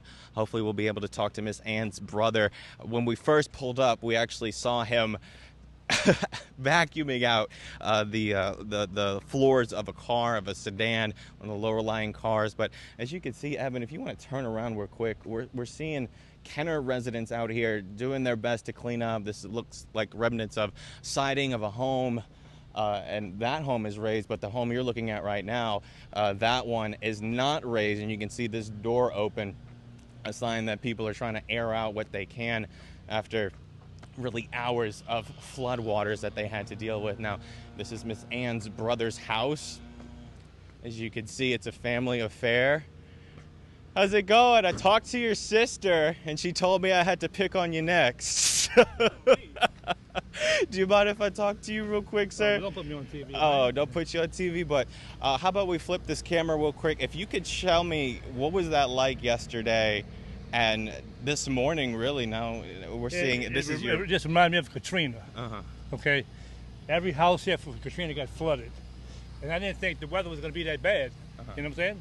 For But it did. The water came in through the garage, through the garage door into the house. And this is your nephew who's vacuuming That's my son. That's your son. Great son, because he was telling me he came all the way from Slidell to help you out today. Correct. This is your vehicle, I'm assuming? Yes, it is. What is that like? You know, your vehicle, the way you get around, completely look, inundated. That's the only car I can afford, you know, nice car like that. And then the weather got it, you know what I'm saying? That's the work of God, so we have no control over that. For sure. And, you know, just a quick wrap after this question, just speaking with your sister, she's concerned about insurance costs after what we saw last night. Your thoughts on that? Well, sure. I didn't call him yet, but I'm just, for sure. Because each time something happens, the insurance goes up. You know how hard it is to get insurance in Louisiana. Oh, definitely do. Yes, sir. Thank you so much for your time. Thank you, man. I want to show just one more, if we can end on this shot real quick. Evan, right here with the debris. The debris. Again, more people just piling on what they can to either dry off or completely throw away after what we saw with the aftermath and the duration of Hurricane Francine. But for now, reporting live, Andres Fuentes, Fox 8, Local First. Thanks so much for that, Andres. We do want to also acknowledge that in St. Charles Parish, an estimated 240 homes flooded, so they had very serious impacts there. The flooding mostly, according to the parish president, concentrated in Norco, Ormond, the Destrehan area. We have a crew there in St. Charles covering that story, and we'll get you more information about that later. But I don't want anybody in St. Charles, which suffered serious impacts, as it did in Ida, to think we've forgotten them. Yeah, so we are heading there. So it doesn't matter which parish you're living in. If you were impacted, especially with flooding yesterday, one of the main concerns is insurance. So let's check in now with Fox 8's Chris Welty. He's live in St. John Parish with what they're saying there.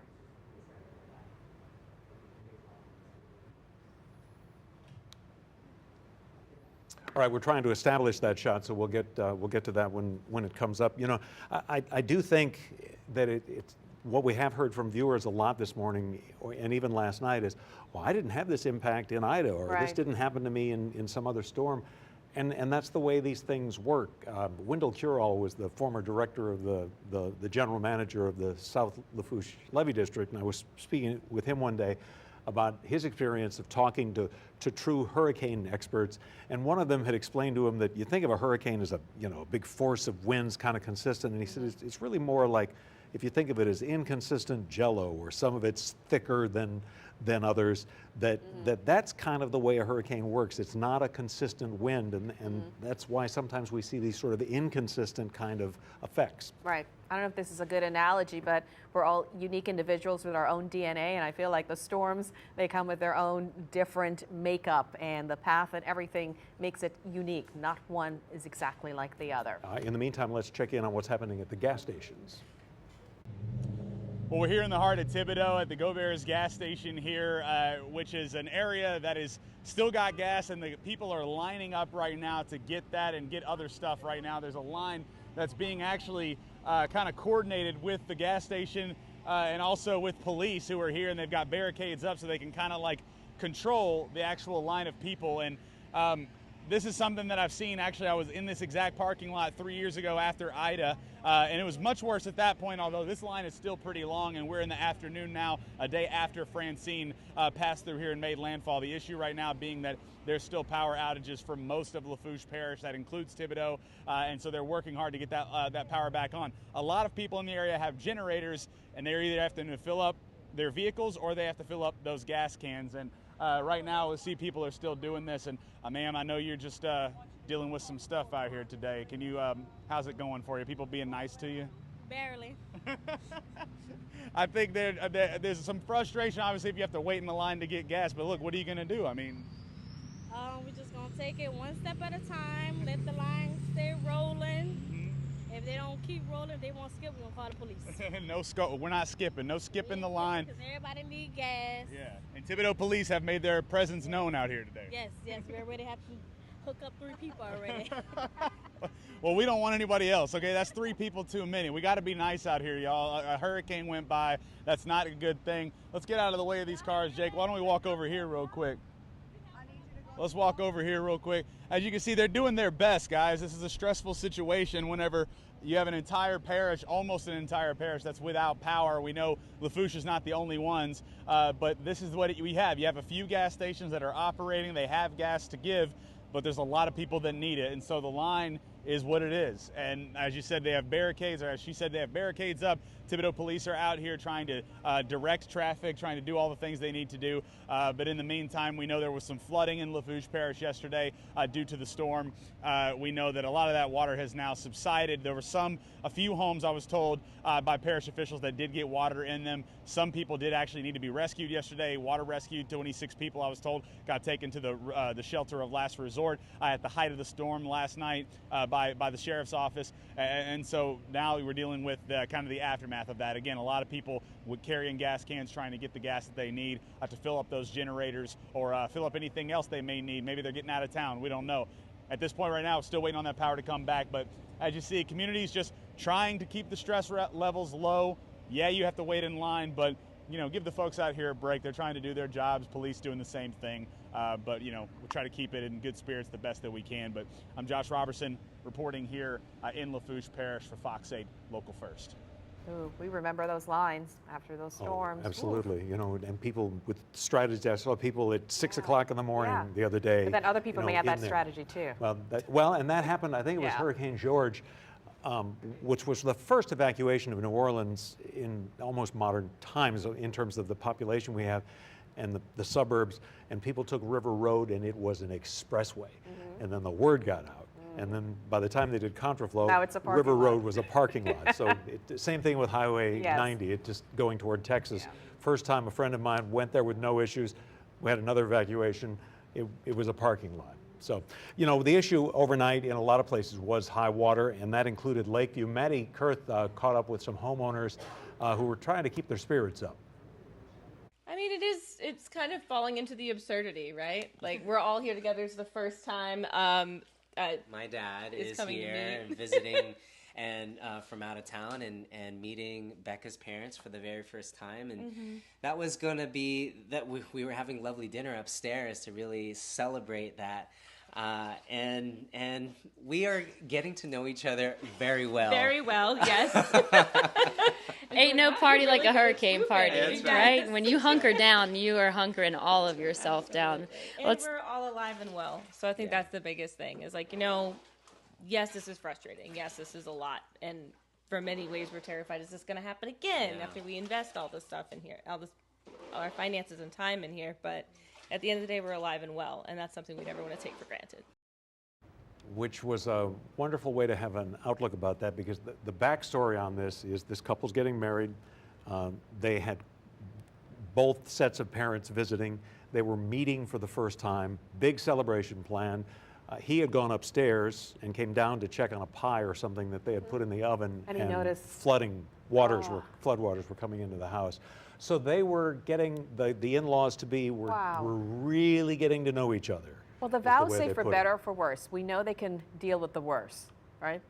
Because that was bad. And they did so in a really great way. Yeah. And they were talking about the father-in-law to be, came from areas where they've experienced wildfires in California. So he was saying I could have used some of this water out there. They were really in really good spirits about it, and you know, maybe better than I would have been living that experience, or a lot of others. You had to kind of admire that.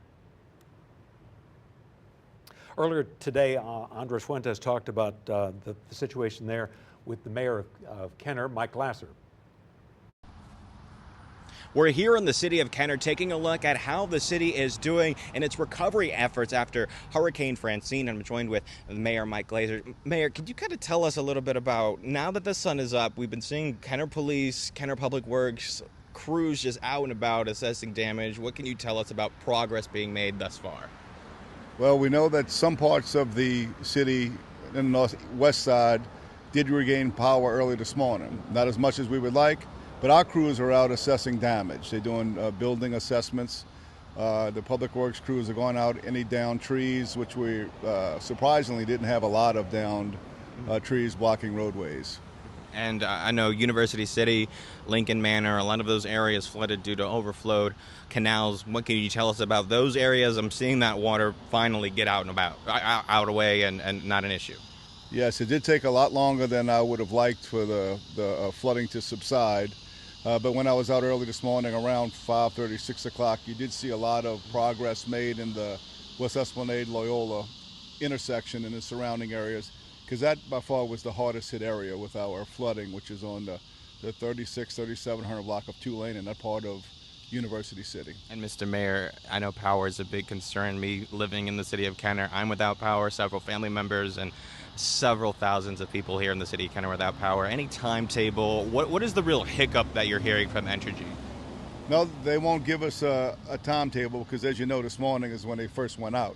But we know that the lack of trees that are down, the lack of damage to the overhead power lines should make our restoration time a lot faster than it would be if we had a lot of devastation if they had to replace power poles and lines. We're not seeing that in the city of Kenner. It was mostly floodwaters that gave us all the damage. Perfect. Thank you so much, Mr. Mayor. We're going to be keeping up to date with you, getting all the latest information, but I do want to bring in Valeria Caguas, also with the city of Kenner, to kind of give a little update in Spanish. ¿Qué estamos haciendo hoy en la ciudad de Kenner y qué estamos sabiendo sobre ya pasó el huracán y ya está viendo la policía, Public Works, todos los equipos ahí limpiando las calles y todo eso? Así es, Andrés. Bueno, como dicen, después de la tormenta llega la calma, ¿no? Como podemos observar, hoy es un día precioso, pero sí, pasamos horas muy difíciles en la ciudad de Kenner el día de ayer, horas de la madrugada. Ya hoy, como tú lo dijiste también, podemos observar que ya hay varias cuadrillas trabajadores esenciales de la ciudad, ¿no? Que están trabajando para limpiar, levantar ramas. Afortunadamente, como dijo el alcalde en inglés, no se vio tanto daño. Fue más un daño de agua que de viento, así que afortunadamente pues no hay tantos tendidos eléctricos en el suelo y eso creo que facilita un poco más el proceso de limpieza y de recuperación en la ciudad. Bueno, muchísimas gracias, Valeria. And like we said with the mayor, we're going to be keeping it up to date, giving you guys the latest information on how the city of Kenner is doing after Hurricane Francine. But for now, reporting here in Kenner, Andres Fuentes, Fox 8, Local First. Those east winds yesterday drove some water into St. John Parish, as has happened so often in other hurricanes. Chris Welty is live in St. John, looking at things creeping back to normal, hopefully. Hey, John, the recovery process will be much slower for some families. We're still working to get an exact number from the parish on how many homes actually got water inside. But here on Mahogany Street, which is off of West 5th Street, is that correct?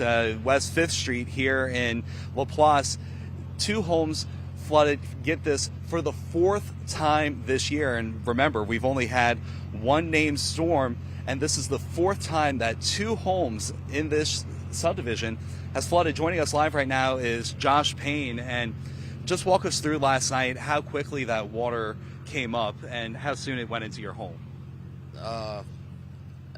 In a matter of an hour, we had several inches in the house, and by the time it was done raining, we had anywhere from 8 inches to a foot, depending on what part of the house you were in. You know, I had to get my wife and my baby girl and take her up the street to a friend's house because I didn't want them to be impacted any more than they had to.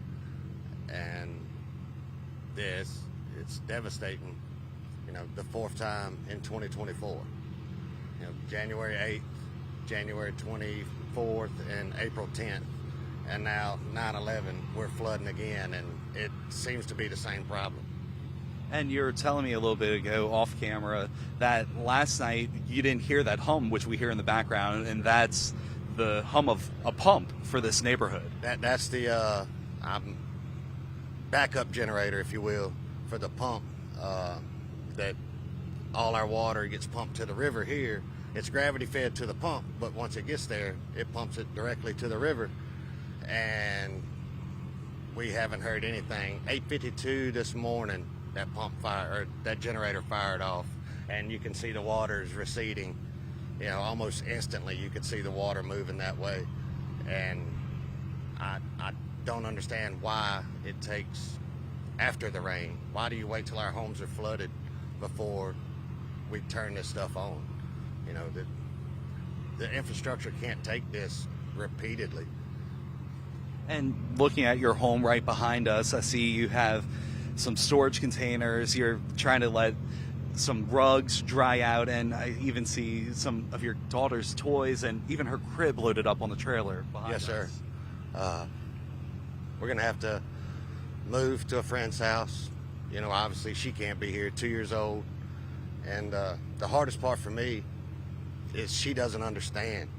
You know, when the water started coming in last night, Daddy cleaned the water up. And I can't make her understand that I can't just clean it up.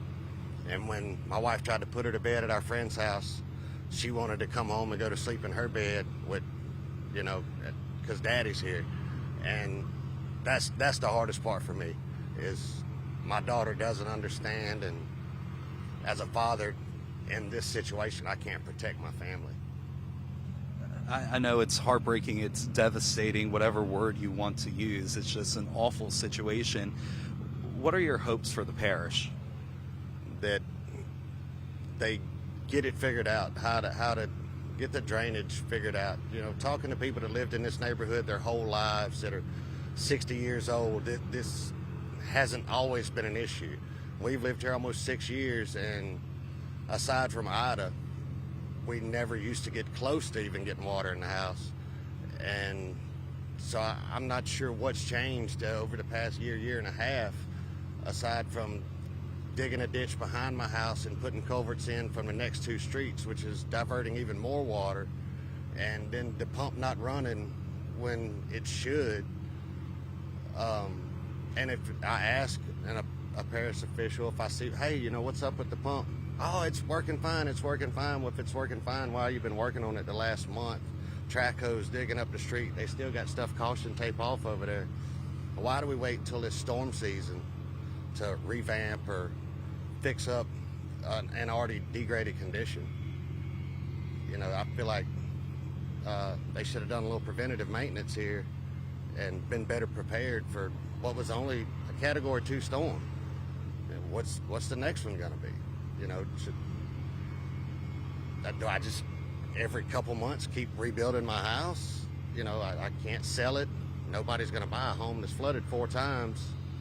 Then we just want some help back here, you know. And I'm sure there's folks on the other side of the tracks where the pumps is. They're in the same predicament that we're in. You know, 4 times in a year is, you know, 4 times in 9 months. That's unheard of. And we can see the water line on your home, how high that water got. You said roughly 8 to 12 inches of water.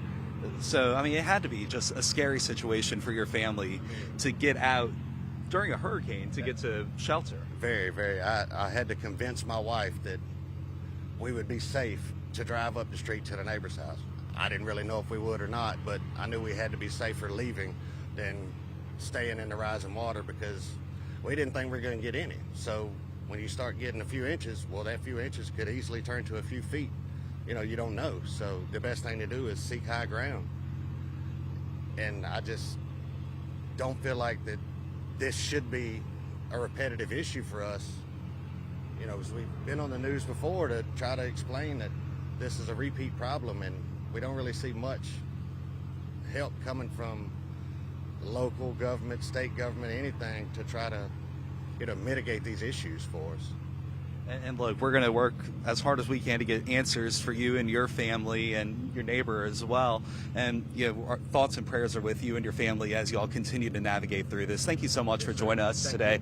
Thank you. And we'll have much more on this story later on tonight on Fox 8 News at 4 and 5. And we'll talk to the neighbor right across the street. And once again, her home has also flooded for the 4th time this year.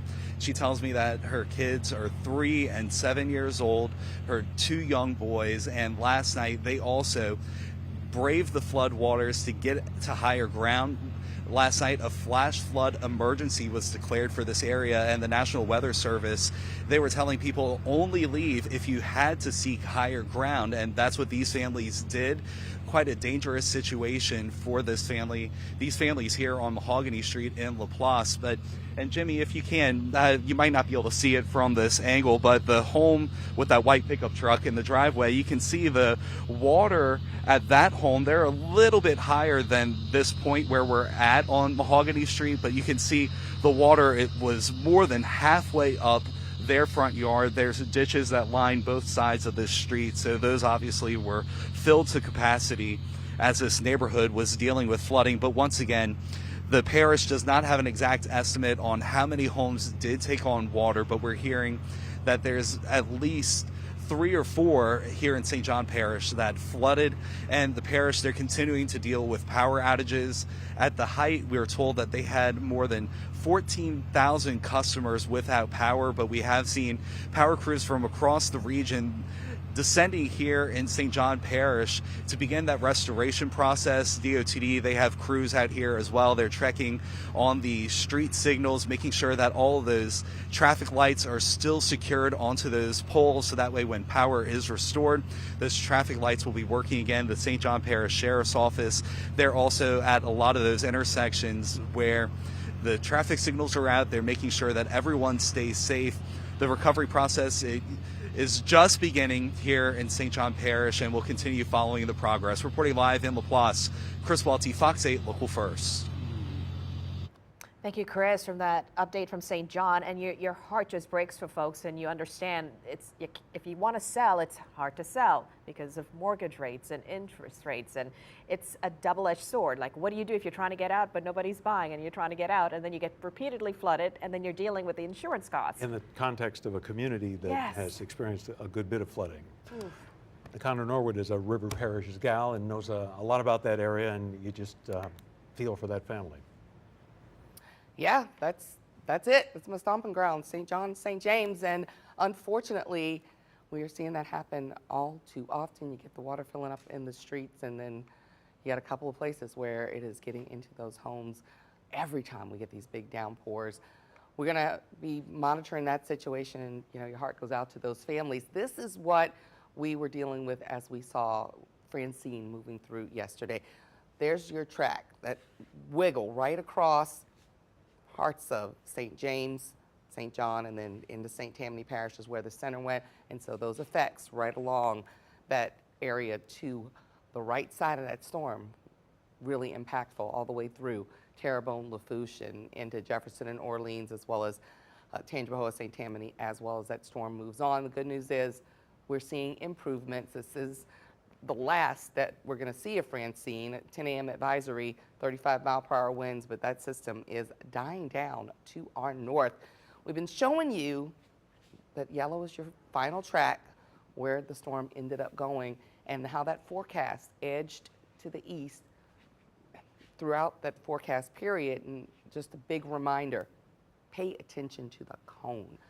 That could be where the center is, anywhere in the center, and those effects go far outside the cone. So even when we were looking at a center line through Lake Charles, we were going to see impacts. We were going to be on that side that would see impacts, and hopefully you were paying attention and were able to prepare and know that this was going to be a storm that would be serious for southeast Louisiana and the Mississippi Gulf Coast. We're going to landfall at 5 o'clock near Dulage in southern Terrebonne Parish, and now that system is moving well into North Mississippi towards Tennessee, and you see the circulation expanding. So we're seeing that system come apart now, finally, as it moves on. And we're actually getting dry air pulled in behind it. And we need it. We need the break as we go through the next couple of days doing assessments and cleanup. The winds beginning to turn now more to the west and a little bit of a northwest flow coming across Lake Pontchartrain at the lakefront right now. And this is helping to get that water out of Lake Pontchartrain, and allowing those lake levels to go down means a lot, because that also means it's easier for our North Shore rivers to drain where we got all that rain. Gusty winds still around, some breezes out there, 18 to 20, and that's good too, because with so many people without power, without air conditioning, any little bit is going to help. Now, we've been drilling in on the rain. You see our radar estimates all across the area, about 8 to 9 inches in that bullseye. And we had some ground truths of more. And in a tropical system, because it's so much rain that the radar is trying to look through, you have a tendency to actually see those numbers a bit lower than they actually are. The airport 2-day total reporting 8.41 inches of rain there. And we have been continuing to get weather watchers calling in, I think, as they see, oh yeah, we never gave that 2-day total in, but more than 6 inches in Laplace where we saw that funny. Just got an update from Greg and Kenner. He said, well, I emptied the rain gauge, I added it up, but the second time it was overflowing by the time I was able to get to it. So at least 8 inches, and who knows how much he had in the overflow. And that's in North Kenner. So Julian Metairie, 6.71, 8.39 from Bob at Bonneville.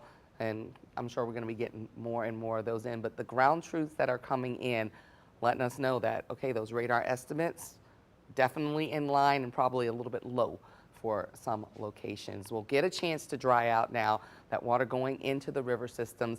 We've been monitoring those rivers on the North Shore, the Jafuncta, the Bogafalaya.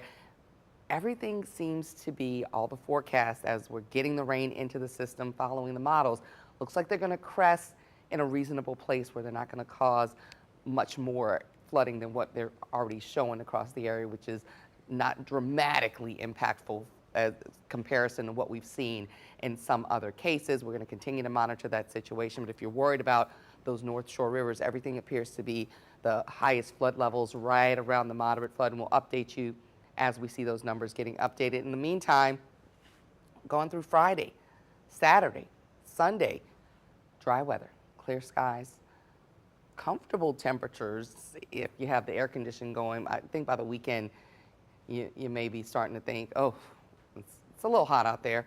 Back to 90. I mean, middle 80s today, not so bad. We had the cloud cover early, and we've still got the breeze, but that's going to start dying down. And as those temperatures increase, well, especially if you have the lingering time without power, we're going to have to start making some adjustments for that. Lakefront, very different than what we were seeing at this time yesterday. You got the blue sky.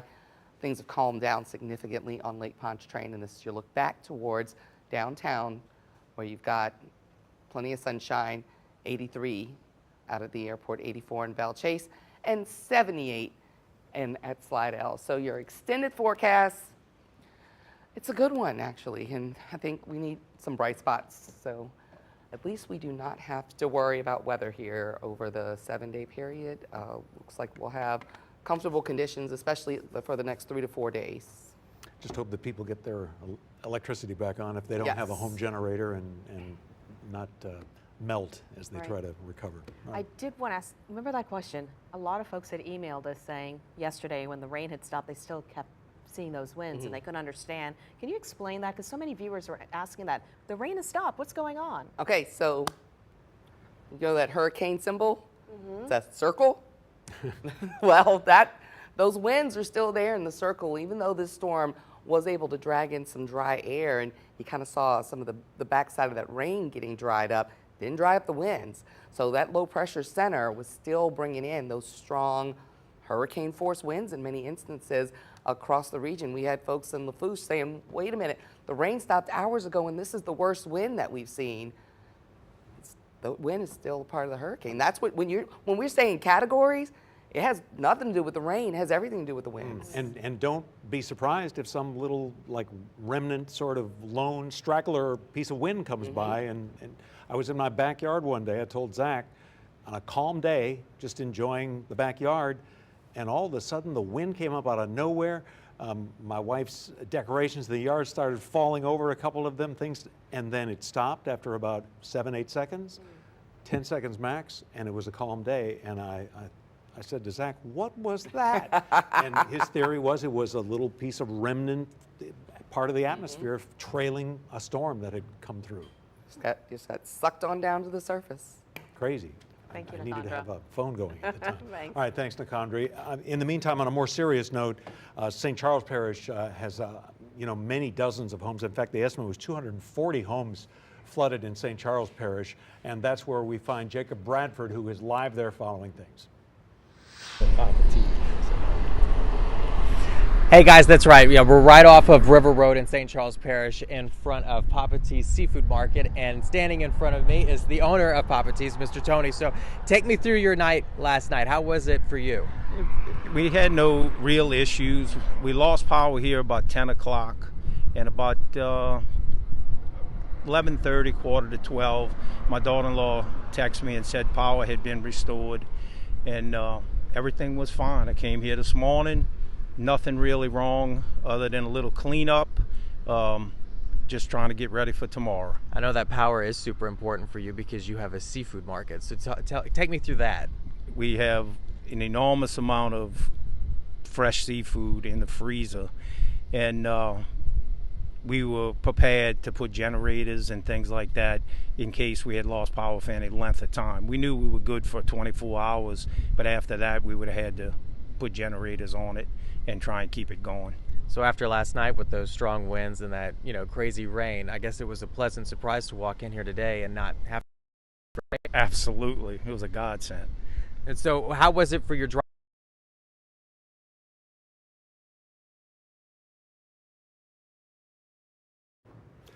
We tried to hang with Jacob Bradford there. Obviously, we're having some signal issues, in an area that's not right around the corner, and we'll try to establish something and get that on for you. The flooding, from what we understood, was concentrated in Destrehan, Ormond, the Norco area. Again, 240 homes was the estimate earlier today, and there were 50 to 75 homes in Kenner. St. Charles Parish and Kenner, obviously not that far apart. Some of those intense rains, you're talking 8 and 9 inches of rain. And the other thing to understand about the rain is, a rain gauge is one thing. Some of the radar, or some of the totals on rain have been Viper, as we call it, radar indicated rainfalls. Zach Bradella, meteorologist Zach Bradella, was explaining earlier that sometimes the radar can't really pick up all the little fine misty particles of rain, so it tends to underestimate the rainfall totals during a tropical event. Yeah, crazy. You see the results, and the last time I checked, St. Charles dealing with at least close to 4,500 customers still in the dark. And the problem, unfortunately, if you're in Terrebonne and Lafourche, the warning, we heard this at the governor's news conference earlier, is that it may be days, is what they're saying, before the power is back on, at least before they're able to, as they put it, give power to those substructures that are capable of taking it. On the flip side, the good news, if there is any about the power, is that in the past, in some other storms, the high voltage transmission lines, the kind of big, powerful, tall lines that you see out in the marsh, out in the rural areas, along the Bonnie Carey Spillway there, along the interstate as you go in that direction, those did not suffer the degree of damage, apparently, at least in the energy system, as they have in past storms. So they were thinking that in some of the more populated areas, that they'll get the power on faster than they have, at least in past storms, but I know it's terribly frustrating. Yeah. And after you have such storms and people say, what's taking so long? So much of it, as you touched on that too, depends on what was damaged. Was it simply the pole? Or was it something that the pole is connected to make it possible for you to get the electricity to your house? That's a great point, because we heard from multiple parish presidents today saying that there hasn't been the same degree of pole damage. That a lot of it is maybe a tree falling on a line, and that's good news, because that means you don't have to go put up a whole new pole, at least in many cases. So there's the energy power outage map. 260,000 customers was the latest. Let me make sure I got that right, because I don't want to get that wrong. It was 320,000 customers that were without electricity at the height of the storm. Across the state, 260,000 is the latest estimate. So they have made at least some progress. That's an area, you know, roughly the city of Kenner in terms of size. Right. And it makes sense too, where, you know, along the coast, the river parishes, that's where you find the higher numbers of people without power. Terrebonne, as of this morning early, more than 25,000. You had Lafourche, more than 36,000. Jefferson, around 57,000. Orleans, about 50,000. Hopefully those numbers will start to come down. But clearly, if you had much more of a significant damage and you took more of a brunt of the storm, you're going to have a longer time to wait, most likely, to get that power back on. Forgive me, just to correct myself, 410,000 statewide. In the Entergy system, it was 302,000 customers, now 260,000. So, you know, a little over 40,000 customers have managed to get the lights back on. In Plaquemines Parish, the sheriff, Gerald Turlich, says the leaders there have to focus on repairing some levees. We did ride the levees this morning. I know the president's guys were out there. We were out there. Guys, we were so close from some of them levees breaking and giving way. So I know that's going to be a priority for me and the parish president and our state rep and our council to make sure that we get those fixed, because they barely made it through the storm.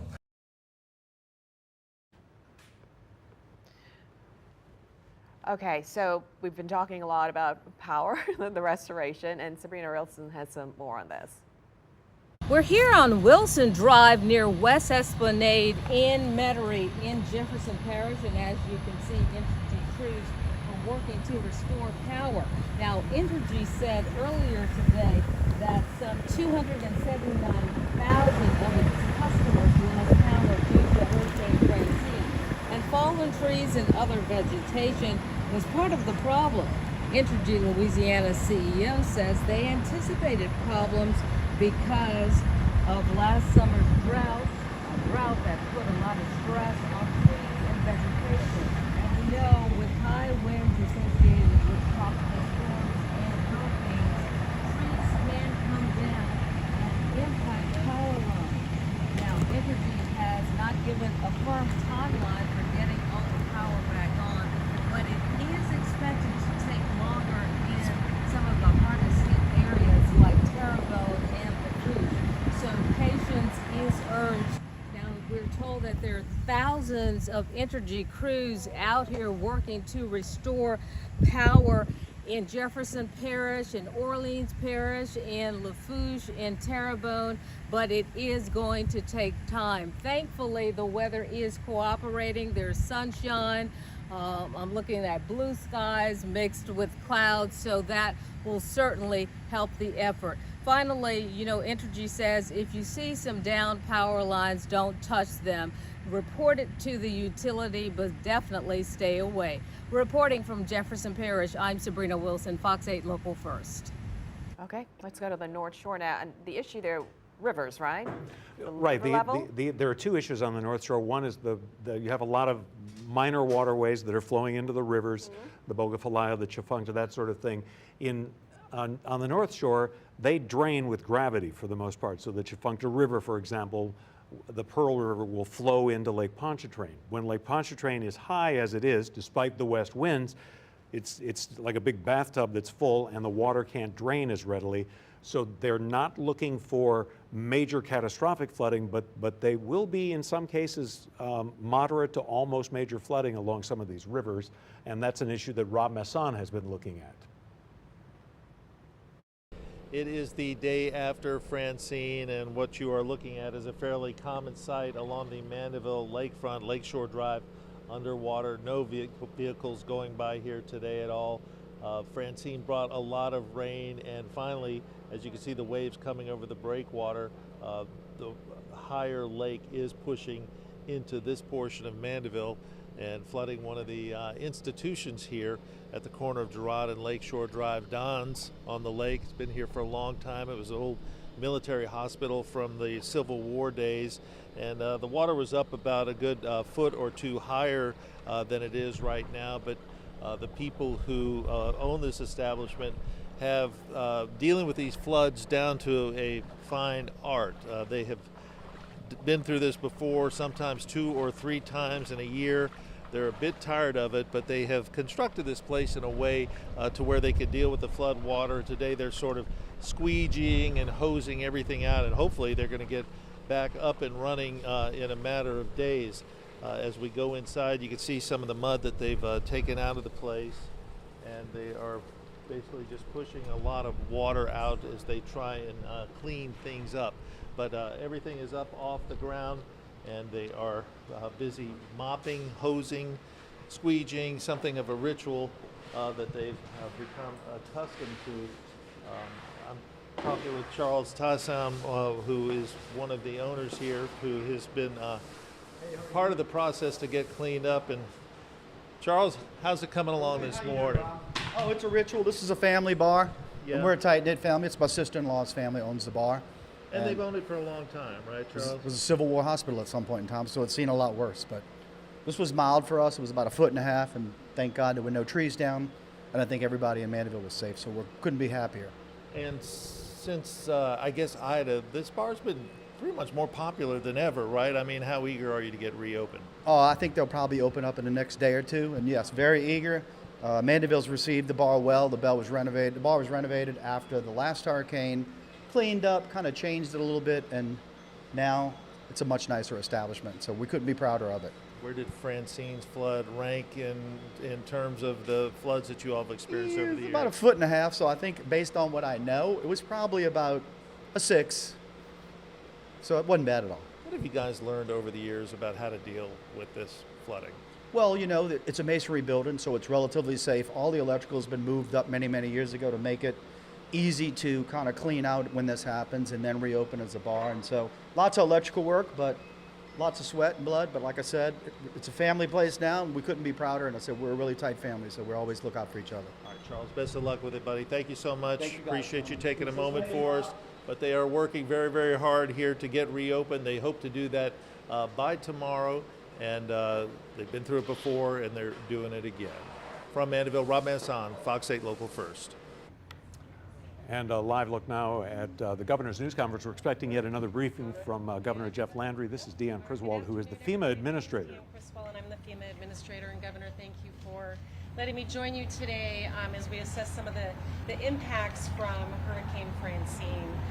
What we've seen here in Terrebonne Parish is really the result of a lot of investment from the local community and the state of Louisiana in resiliency, which has really minimized the impact that we probably could have seen from this storm.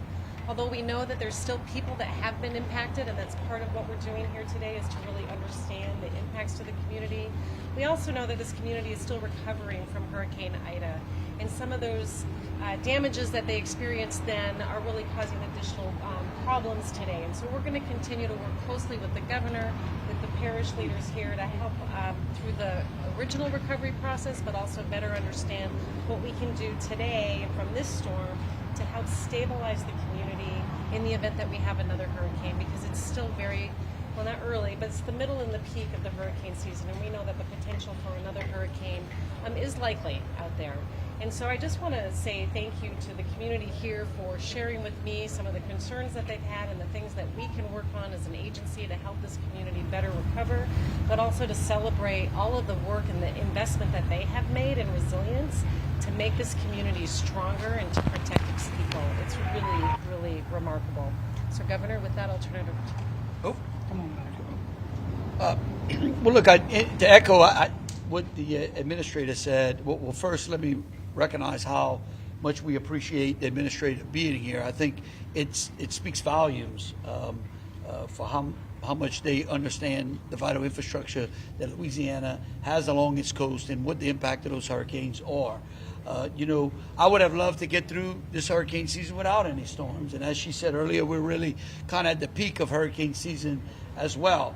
I think, again, what this storm shows us is gives us an opportunity to have FEMA come down here and see where there are some deficiencies in the process, where we can fix that particular bureaucracy, where we have some weak links, and then again to get the help needed for those people who were impacted by this storm as well. So to me, it's kind of like an opportunity to maybe hit a triple rather than a single here.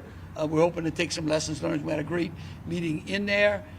Again, this area has consistently stood up time and time again from one storm after another. But to echo what she said, I think it's important that we look back and we understand where we are today and where we came from. This would be a much different place had we not invested the amount of money that we have invested in this area, had CIPRA and the Corps and the federal government and the taxpayers right here in Terrebonne and in the neighboring parishes as well, not invested in understanding the need to have levee protection and hurricane protection in this area. We will continue to be committed to making sure that we can speed those projects up. It's funny, just a couple of months ago, we were breaking ground on a new infrastructure right at the Homeland Navigational Canal. I was speaking to the administrator about those projects as well. And so again, we'll be working with the local officials to make sure that those affected by this storm get the resources necessary to fully recover. With that, I'd like to give Senator Kennedy an opportunity to say a few things. Well, thank you, Governor, and thanks for your leadership. Look, number one, I'm so grateful to our administrator for being here. I'm just so grateful, and I refer to her as Madam Secretary because FEMA, whether everyone in America understands it or not, every day FEMA touches their lives, and it ought to be a secretary level position, cabinet level position. So she's Madam Secretary to me. Number two, look, there's always something to be grateful for, but that's cold comfort. If you had damage, I know some of our people had damage, whether it was water or wind or whatever. I don't want you to worry about Congress. Congressman Graves is here. We'll get you the money. Louisiana will get its fair share. We will chase our colleagues like they stole Christmas until we get our fair share, and I don't want you to worry about that. Number three, the governor and our administrator made a really good point. We were talking about it inside here. Imagine, and I'm not discounting the damage, but imagine what would have happened if the American taxpayer and the Terrebonne taxpayer and the Lafourche taxpayer and the Louisiana taxpayers had not invested in levee protection, in protecting our grid. Just imagine. I mean, the damages would be billions and billions and billions of dollars. And the thing that we're talking about, the governor brought this up, and it was very smart. And Congressman Graves is here somewhere. We were talking about it with the secretary. Louisianians need to get some credit for that. And our flood insurance program, we can't afford it. Flood insurance doesn't do any good. Insurance doesn't do any good if you can't buy it. And I just don't think, I know where the secretary's heart is, I do, and it's in the right place. But we've got to get credit for what the dollars we've already invested, and the governor's going to do an inventory of this, and I just think it's a brilliant idea, and I thank him for it. And he's done a hell of a job. Thank you, Senator. Any questions? Yes, sir. How do you use the success that Terrebonne saw here from this storm to help leverage some additional federal help? What can you do to help the people here to continue the work that needs to be done? We saw one of the levees had water come right up to the top, so clearly it needs to be higher, especially to prepare for 100 years. Look, I think again, the conversations that we're having today, I think this storm brings those conversations to bear here today. I think the great work that our congressional delegation, having Senator Kennedy here leading at, are going to help us get there. Again, let me echo what Senator Kennedy said. I think he's right.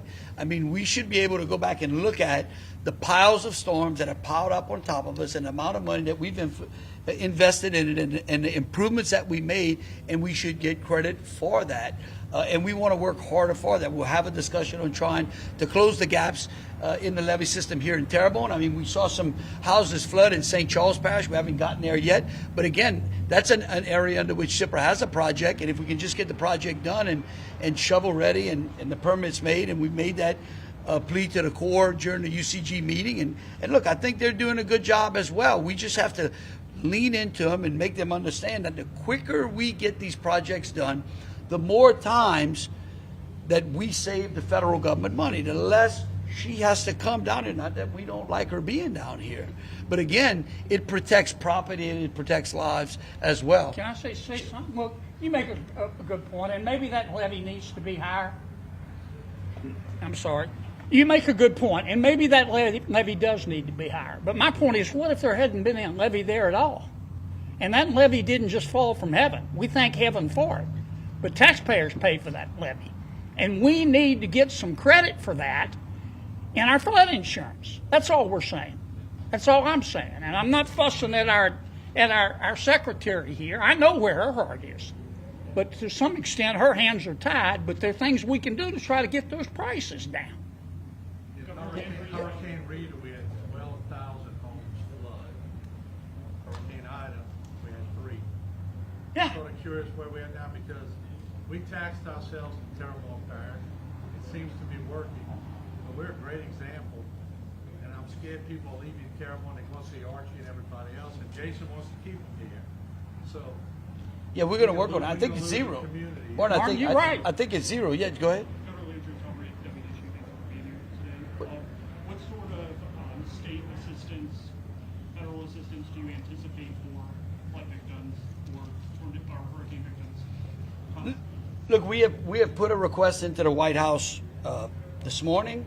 The FEMA administrator knows about that particular request. We have asked for the relief that we need in this particular area. We will await that declaration.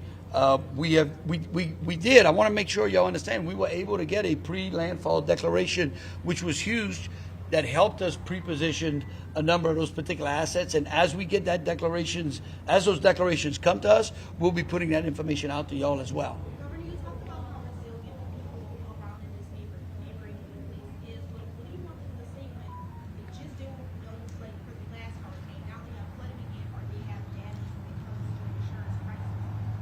Yeah, look, again, here's what I'll tell you. We are committed. I think we will. When I was Attorney General, I think the Attorney General's here as well. She's been litigating. She is litigating the FEMA flood 2.0 litigation. We have worked this year. We passed over 26 measures that the insurance company said were necessary in order for us to lower our insurance premiums here. A big part of that package were for property owners. This storm, of course, is going to bring some dynamics to that, and of course we mentioned that to the FEMA secretary as well. But we are a resilient people. Those storms have been. Look, I said this a long time ago. This state was built by people way before there was a FEMA. Okay, we've been listening to Governor Landry there in hard-hit Terrebonne Parish, taking a tour of the damage after Francine. Joining him there, U.S. Senator Kennedy, along with the FEMA administrator. The governor saying this is a perfect opportunity for the FEMA administrator to see the importance of getting more federal tax dollars to help with storm protection here. And right now in Jefferson Parish, the parish president, Cynthia Lee Shang, is giving an update to residents there. Take a listen in. To report to you today that that was the case for this storm. No loss of life or major injuries that we were aware of through the evening. Okay, every hurricane is different. I'm thinking back about Ida, how different this hurricane looks for us with Francine. So in summary, for us in Jefferson Parish, Francine ended up being a heavy rain event which caused street flooding, a lot of street flooding, especially on the east bank of Jefferson Parish, especially in Kenner. We know there's structural house flooding, and I'm going to give, when you hear from Mayor Mike Glazer and Councilwoman Rita Bohannon, they're going to give you structural, they have the data on the structures that have flooded. They know about that. And obviously it's a major electrical outage event that we have, and we have Entergy here to give us an update. And then this storm was different in that it also, early in the evening last night, put a strain on our sewer system with the inflow and infiltration problem that we had. And we want to thank everybody for working with us on that. And Mark's going to give you detail about what the status of that is, the I&I issue we talk about. I want to tell you, I've reached out to all the mayors. We're normally very concerned about Grand Isle and Lafitte. I spoke with Mayor Carmodell probably in the afternoon time. He was very excited looking at the radar coming in. He thought they were going to fare well.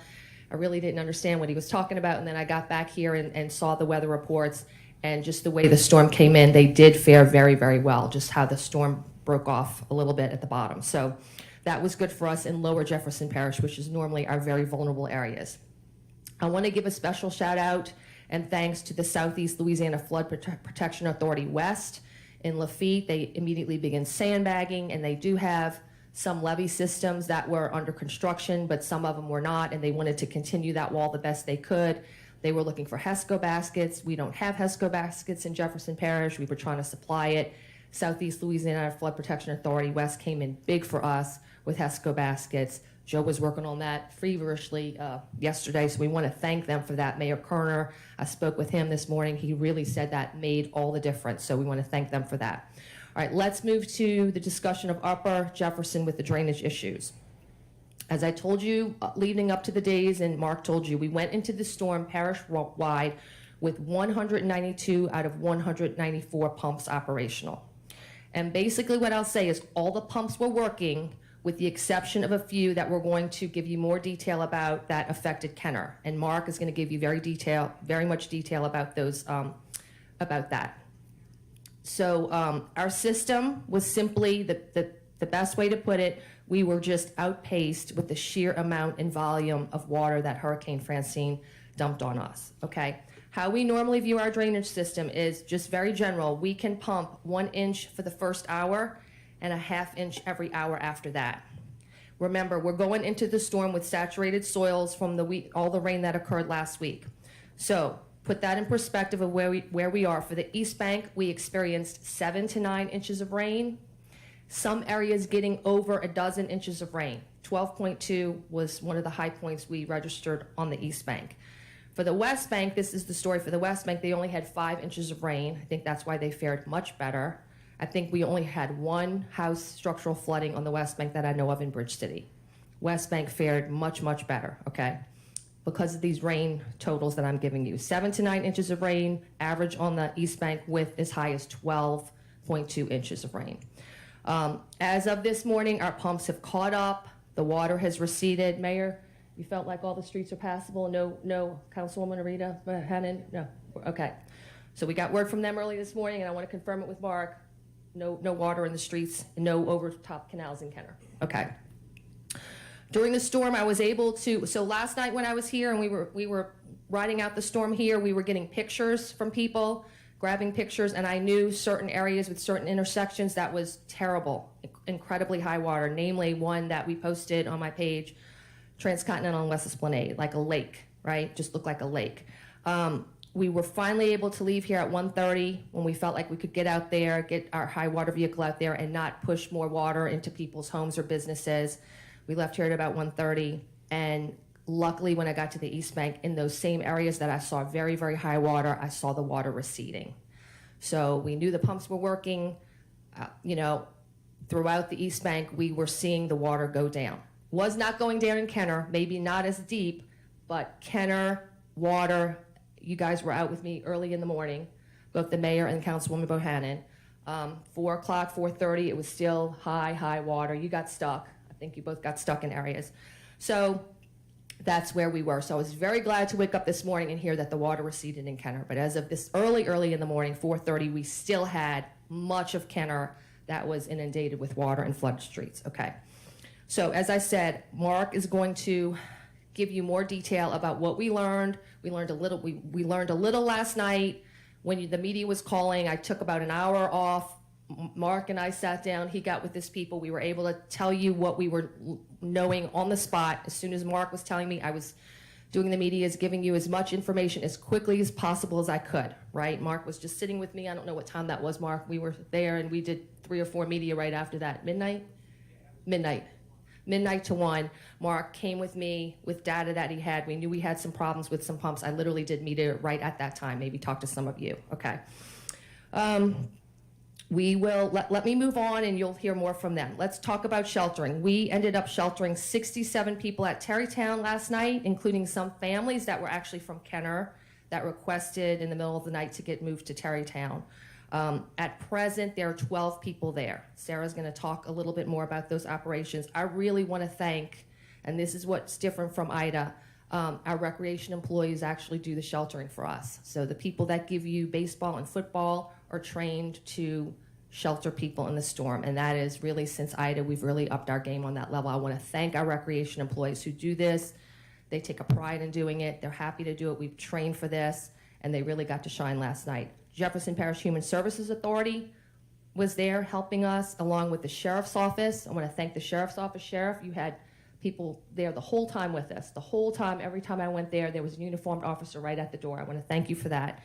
LCMC, EMS for their assistance as well. So all those teams helped us in running the shelter, and many, many people were glad to have that. I met a lovely couple. They were not homeless. They had a home. They were afraid the tree was going to fall on it. So that's what we said. Anybody who didn't feel comfortable in their home to go to the shelter. We're going to open Bright on the East Bank for anybody who needs it. I'm going to let Sarah Babcock give more details on that. Want to move real quickly to the inflow and infiltration issue that we were talking to you about early last evening. Early in the afternoon, I got a phone call that somebody couldn't flush their toilet, and we knew what we kind of saw what was going to happen. We asked residents to limit their household water usage. So let me go back. I&I problem, inflow and infiltration, is when your sewer system on a normal day, your sewer system handles all the water that you use in your house, flushing your toilet, doing your laundry, doing the dishes, that goes into a sewer system. When we're inundated with rainwater or storm water and we have broken pipes underneath the ground, it seeps into the sewer system. So basically the sewer system is handling the normal sewer plus a huge inflow of volume of water from the rain, from the hurricane that it brought down. It basically just gets overwhelmed. The water has nowhere to go, and it'll actually back up into your home or back up into the street with sewer water. That's why early in the evening we pushed out, please limit your water usage so we can reduce backups. The last thing you want is a backup in your home. So I want to thank everyone for cooperating with us. I felt like that problem didn't worsen throughout the night, okay? So I want to thank about 8:30 when we were starting to get the high water calls, maybe some flooded structure calls. We moved on to that issue, and I did not become a bigger problem for us. So I want to thank you for your cooperation with that last night. Our public crews have been out since early morning assessing damages and removing all hazards from the roadways. I'm told that all the roads are clear, and passable. And again, I want to thank the Louisiana Army National Guard yesterday for being present in Jefferson Parish and waiting to respond. The Governor's Office of Homeland Security and Emergency Preparedness has been in touch with us. The Governor has reached out to me several times during the storm. We want to thank the state for their cooperation and feeling like they're with us on the storm, so we want to thank them. And then, of course, all of our first responders, all of our Jefferson Parish employees who work throughout the day and night to prepare, respond to, and assist our residents. So a big thank you on that. Let me move on to office closures. Jefferson Parish government offices, including our animal protection and welfare services, libraries, and recreational facilities, we're going to remain closed tomorrow, Friday, September 13th. We will be closed tomorrow. Garbage collection will resume tomorrow. Trash drop-off sites will also be open. So garbage pickup is a go for tomorrow, and trash drop-off sites will open. We want you to keep your carts separate from anything else so that the garbage can be taken away quickly. Remember, we have those automated trucks, keep it separate. And then the second priority is bagged waste. Keep bags separate from loose debris, which driving around the parish, it was not a high debris event, but I know some streets had some, trees damaged, but I really am glad that it was not a terribly destructive lot of debris event. That's what I was very surprised with driving around last night. It's early to tell where the vegetation will be picked up separately from construction and demolition, so it's just best to keep it in separate piles, okay? Put everything in your cart that you can fit, but the lids must be able to be closed. The lids we want to be able to close. Do not stuff it so that your lid is popping up. Transit, bus, and paratransit services were restored at 8:40 a.m. this morning. As a precaution, we'll be traveling at reduced speeds and treating all the main intersections as four-way stops. For assistance with paratransit or bus services during this time, please contact 504-889-7194 and monitor updates at www.jptransit.org. For community assistance, Bright is now open. I'm going to let Sarah talk about more of that in Metairie. Those in need of oxygen, if you don't have you need oxygen, you can call our number here at the Emergency Operations Center, 504-349-5360. GoStep has launched a property damage survey for residents to report damage to their homes. All residents are asked to visit www.damage.la.gov. Information collected here will help parish, state, and federal authorities better understand the location and severity of damaged impacts. And again, I'll say it again, our emergency operations phone number is 504-349-5360, or text us. We had a lot of new text people join. JP Alert to 888-777 or JP Noticias to 888-777 for our Spanish-speaking citizens. Okay, with that, I'm going to bring up our sheriff, Jefferson Parish, Joseph Lapinto. Thank you, Madam President. You mentioned Grand Isle, which we accustomed to helping out a lot. I want to say we received a call from Mayor Carmardell. Not only was he very relatively unscathed, for the first time ever, he said, "How many people do you need?" He wanted to send some people up. So I wanted to give him a shout out for that, because that's not often that they certainly have the people to be able to come back and help us. We had a relatively busy night last night. Our calls for service for the day from 6 a.m. to 6 p.m. Was just under about 1,000 calls for service, which is overall about a 26% decrease in what a normal day looks like in Jefferson Parish. But what's telling is between 7 p.m. and 11 p.m. last night, almost half of those calls came in during that period of time. Jefferson Parish Sheriff's Office continued to respond for the vast majority of those calls, and during that time on the West Bank, when the roads allowed, wind did not really inhibit us much last night, only for really a short period of time, but then water certainly inhibited us on the East Bank. We adjusted as always. We had not only our high water vehicles out with pickup trucks, but also had our international trucks. So we were able to assist EMS and fire to be able to get to certain calls for service that we deemed that were emergency during that period of time. And then as the floodwater decreased, we moved additional personnel into there to be able to catch up on all the calls for service. So by this morning, everything was caught up and back to normal. I still have extra patrols on both sides of the river, especially dealing with the areas that are still out of power, to make sure we have a quicker response time and be able to provide the patrol through the night here in Jefferson Parish. But as of right now, our calls for service are caught up, and we're happy to respond to anything needed. Thank you.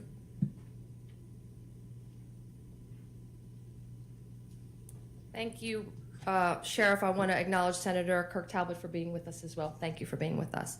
Okay, on behalf of the council, our chairman, Council Chairman Scott Walker. Thank you, Madam President. I think this is a perfect example of what we saw over the past 24 hours of you never know. This hurricane went east of the National Hurricane Center forecast. We were still in the cone, but that made a big difference. Before this hurricane, we talked about Lower Jefferson and how our biggest concerns were with Grand Isle and Lafitte. And we see how that turned out. They were the ones looking at us, seeing how bad our damage was going to be. So it's important to never underestimate, never lose track of what's out there, and pay attention to what could be headed your way, because in an instant, it will be headed your way. And we ended up seeing a little bit more, I think, absolutely flooding-wise than we expected. A reminder, please, to keep an eye on official sources, because last night a lot of rumors were thrown out there, and we had to spend a lot of time shooting down rumors and putting the truth out there. So make sure that you use your media sources that you tune into and our Facebook and social media channels to get the proper information when we're going through a disaster like this, because we are getting the real information that then goes to the media, and we put it out as well. I spoke to our contact at Waste Connections, our garbage collector, just moments before this news conference, and the parish president alluded to this, but also we know that a lot of people, because they are without power, their refrigerator contents will go bad and their freezer contents will go bad at a certain point if they don't get power back. So they're going to have all hands on deck. They're going to be bringing all the trucks to pick up all the things. So if you put that stuff out, I just wanted to make sure that it wasn't going to stay out and it wasn't going to be there for 4 days or whatever until your next big garbage pickup. So they will be picking up everything that you put out there within reason. Don't start throwing the whole refrigerator itself out and expect it to be gone immediately, but they will pick up the bagged contents along with what's in your cart. And if it is food that's spoiled, they'll get that up as well. A big shout out to our Public Works employees and parish employees who are out there in all of this, who have been working in this building countless hours and who are on the streets. We passed a crew this morning from the streets department that there was a water main break on Cotterford in Metairie, and they had already dug up the street, like literally pulled up all the concrete and fixed the pipe, and we're in the process of fixing it. So kudos to everybody who's out there working in less than ideal conditions right now. If you have an emergency to report, still, as the parish president mentioned, report it to the EOC. Contact us, we'll point you in the right direction, and we'll make sure that what you need is attended to and that your emergency, if it is one, is satisfied. And I think that's all I had. Our thoughts are with our friends in Kenner, who obviously got hit hard once again. Hurricane Ida did a number on Kenner, and because of that eastward shift and what we talked about a little bit earlier in the week, that northeastern part of the storm that spun through Kenner walloped it once again. So we're going to have some assistance with Kenner in the coming days, we know. And if you had damage in Kenner, I know Councilwoman Van Franken's been talking about this with people in Kenner today. Email us, email her office, let us keep track of some of the damages that are happening in Kenner so that we can properly chart that and make sure that everything is accounted for. And if you have any questions, reach out to our council offices. We're all on standby, we're all here working, and we're all anxious to help. Thank you. Thank you, Mr. Chairman. Next up, our Chief Administrative Assistant over Public Health, Sarah Babcock. Good afternoon. As the parish president mentioned, we had 67 people and 3 pets at our Tarrytown playground last night, as well as 60 individuals that JPHSA was able to move off the streets for those who are unhoused and temporarily house them. As we alluded to, we are now opening Bright Playground at 3401 Cleary Avenue as the new shelter location. We'll be shutting down Tarrytown later this afternoon. Since most of the impacts were on the East Bank, we are opening that site for anyone whose home was damaged to a level that they cannot stay there, or if they need power, particularly for medical devices or other reasons. And we want to mention, we really want to thank our recreation staff, our Human Services Authority staff, our JPSO and LCMC EMS, who made the shelter possible. They've been doing a lot of training since Ida, and it really showed that the team was really ready to go. If you have questions about the shelter or need assistance to get there, you can call us here at the EOC, 504-349-5360. We've also been in contact with all of our healthcare facilities throughout the night and again this morning. We still have a number of facilities that are on generator power, but all are operational today. So all of our hospitals are fully functioning, dialysis centers are back open, and all of our nursing homes are doing well. We know that many people who are on oxygen at home may use concentrators, and with a loss of power, that might not be an option. If you need an oxygen tank while you do not have power, you can call us here at the EOC, 504-349-5360. Thank you. Sarah, kudos to you. You know, Sarah was brought on right before Ida. I will tell you, I'm very, very proud of how much we've improved our sheltering operations and the training we've done since the year since Ida. We had a couple of infants, we had some pets. You know, we had those supplies ready. They were trained for infants coming in, pets coming in. We were able to keep the pets with their families. So we've really made great strides in that, in being able to care for people since Ida, and we were able to see it happen last night. I know you were pleased about it. I was too. So thank you, Sarah, for that, for your leadership on that. Okay, I know everybody is interested in our school system. So Jefferson Parish School System Chief Operating Officer Patrick Jenkins. Thank you, Madam President. On behalf of Dr. LeBlanc as well as Dr. James Gray, I'd like to give you an update today. We want to provide an update on the current status of our schools as we work through the challenges caused by Hurricane Francine, which caused power outages as well as infrastructure issues throughout the district. Our team, I'd like to thank them for their hard work, our operations team in particular, all of our JP employees for their hard work and being well prepared and has been working tirelessly throughout the storm and its aftermath to ensure safety and security of our students, staff, and our school community, and our school and administrative buildings. We are actively addressing and responding to any of the damages where we can. A significant number of our schools have been damaged, however, and still without power. Additional, a significant number of schools are experiencing power loss at some point during this event, and now we have food spoilage, and we'll have to dispose of the affected items. We're working with our vendors to replace all food loss. Some schools are also facing water leaks, and we also have seen trees fall on campuses, as well as additional infrastructure issues in terms of roof leaks and things of that nature. In addition to schools, they are still dealing with some power outages. Some schools have other operational concerns as well. We are monitoring our sewer systems, as the Mayor President said, and that's ongoing. We appreciate your patience and understanding as we navigate through these difficult circumstances, and we'll continue to keep the public informed of any new developments and timelines for recovery. These updates will include any information we have about athletic events as well. We will share all of our information on all of our platforms, our social media, web pages. All this information will be provided to the public as soon as we have all the information needed to make the appropriate decision regarding school being open or closed. Our priorities remain the safety of our students, staff, and the entire community. Thank you. Thank you so much, Mr. Jenkins. Okay, next up, you know Mark Well, our Director of Public Works, who oversees drainage, water, sewer, streets, parkways, traffic control, as well as our Director of Drainage, Ben Lapine. I'm going to try to give you a status report basically of all of Public Works, but I'd be remiss if I didn't thank the 500 Public Works employees that have enabled us to get to where we are today, representing our 8 departments: capital projects, drainage, engineering, environmental, parkways, sewer, streets, and water. We'll start with the sewer system. Roughly around 4:30 yesterday, just due to I&I, we had roughly 28% of our wet wells in our 514 sewer lift stations exceeding their capacity. The wet well is where your gravity flow comes from your houses and businesses, goes into that wet well, and then it's pumped either to the next lift station or eventually it gets pumped to the treatment plant.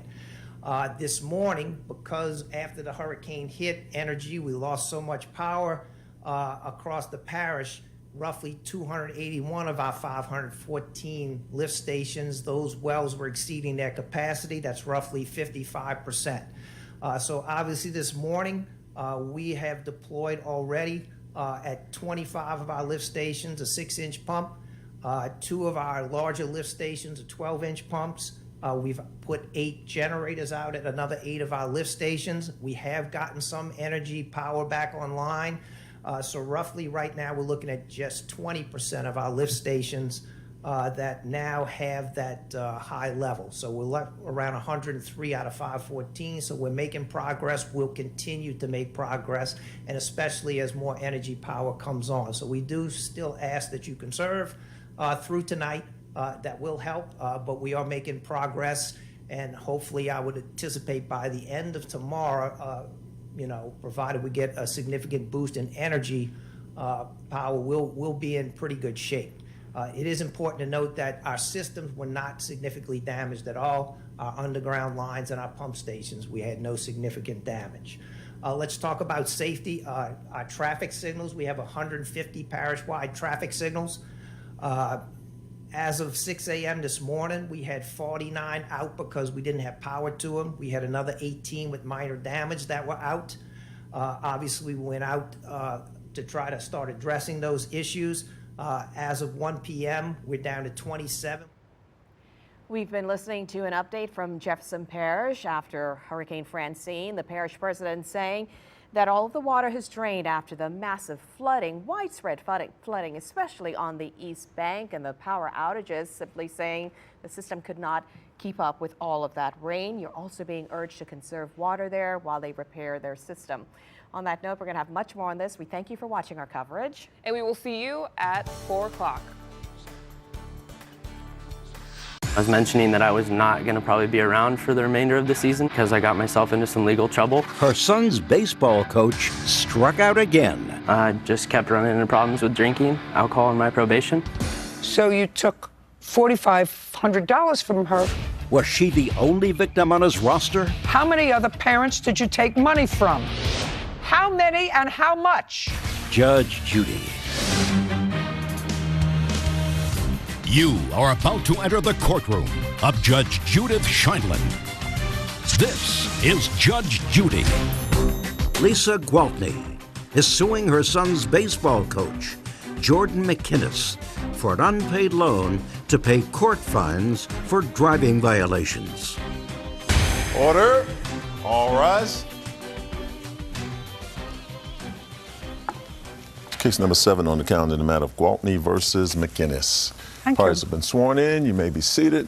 Sir, have a seat. Mr. McGinnis, what do you do for a living? I'm a warehouse manager for a school supply company. You get paid by the hour? Yes, ma'am. How much an hour? Only $13.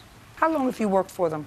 This was my 4th year. Where do you live? You live at home? No, I have my own place. How long were you plaintiff's son's baseball coach? Last summer was my first season for him. Summer is from when to when? Approximately the end of May until middle of August. And how many kids do you coach on the team?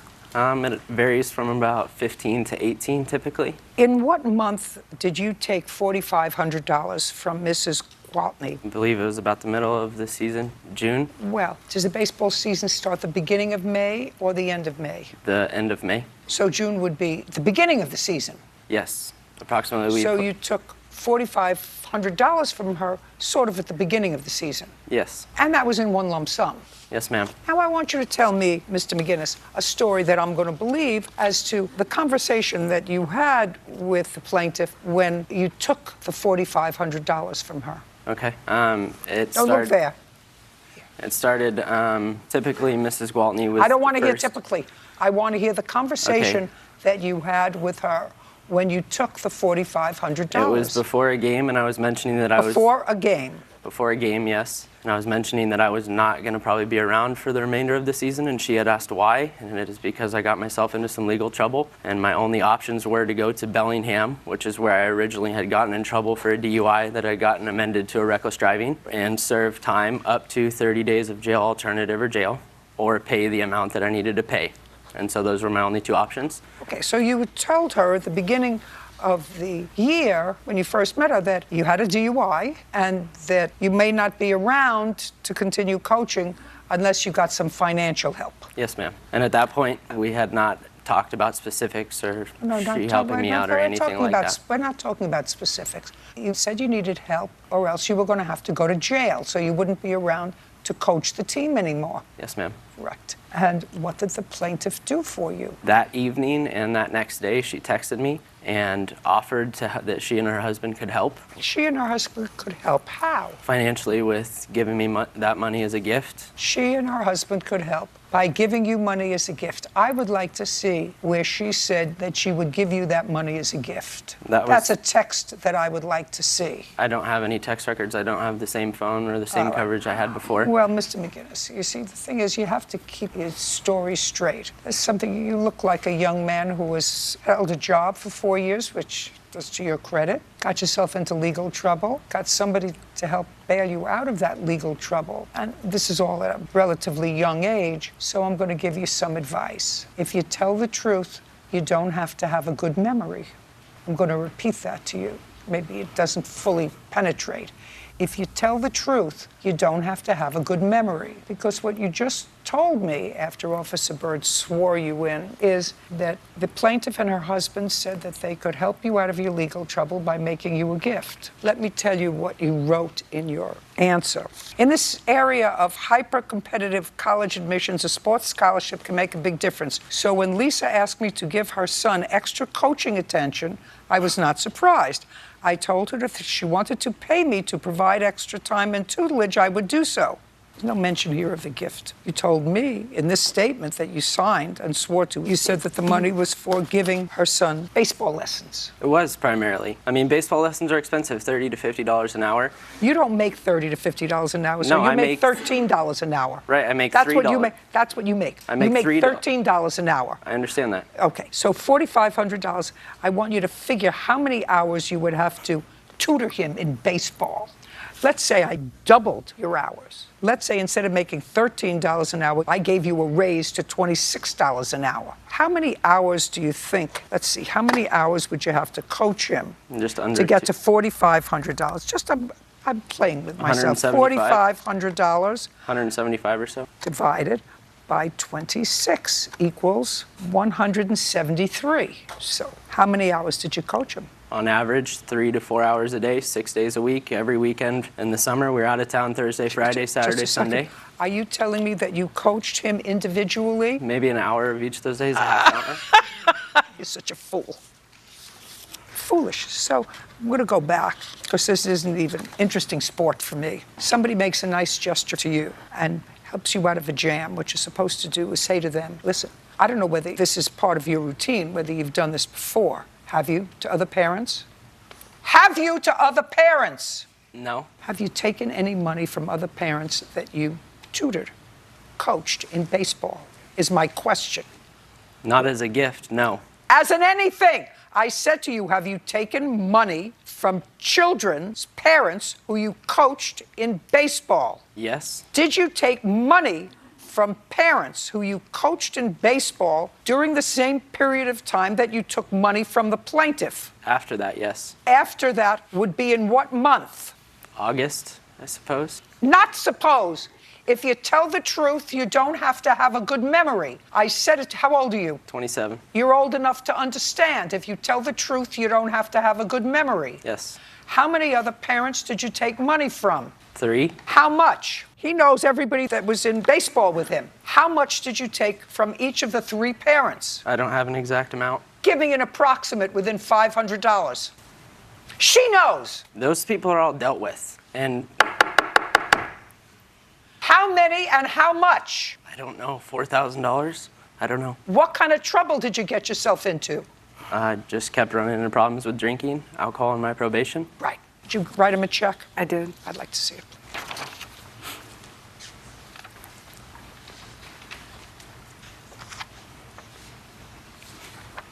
Judging for the plaintiff in the amount of $4,500. When you say you dealt with the other parents, did you return the money to them? Yes. They're done.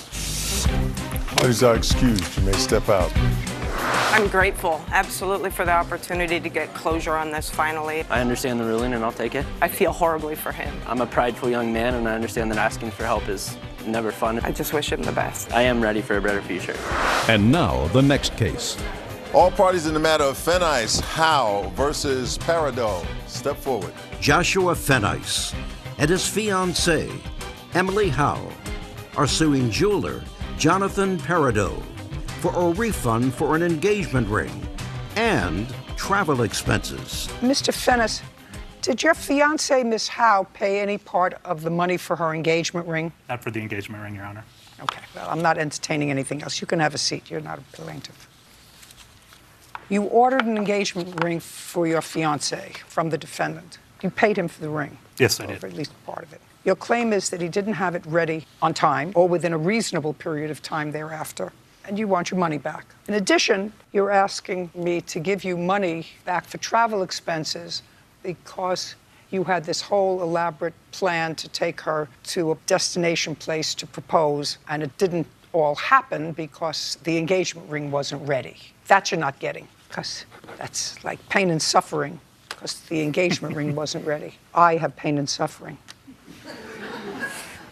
Tell me when you first met Mr. Parado. I received a reference for Mr. Parado in August. I gave him a phone call towards the end of October 2018. When did you first meet him? I met him on October 30th, 2018. And where did you meet him? I met him at, it's his office, but he shares an office space. It's in Bloomington, Minnesota. It was, I believe, the top floor of the building. We had set up an appointment on that phone call to meet. Who do you share an office with? It's a shared executive office space. Okay, so you meet clients there when you have to, so you do not have an office.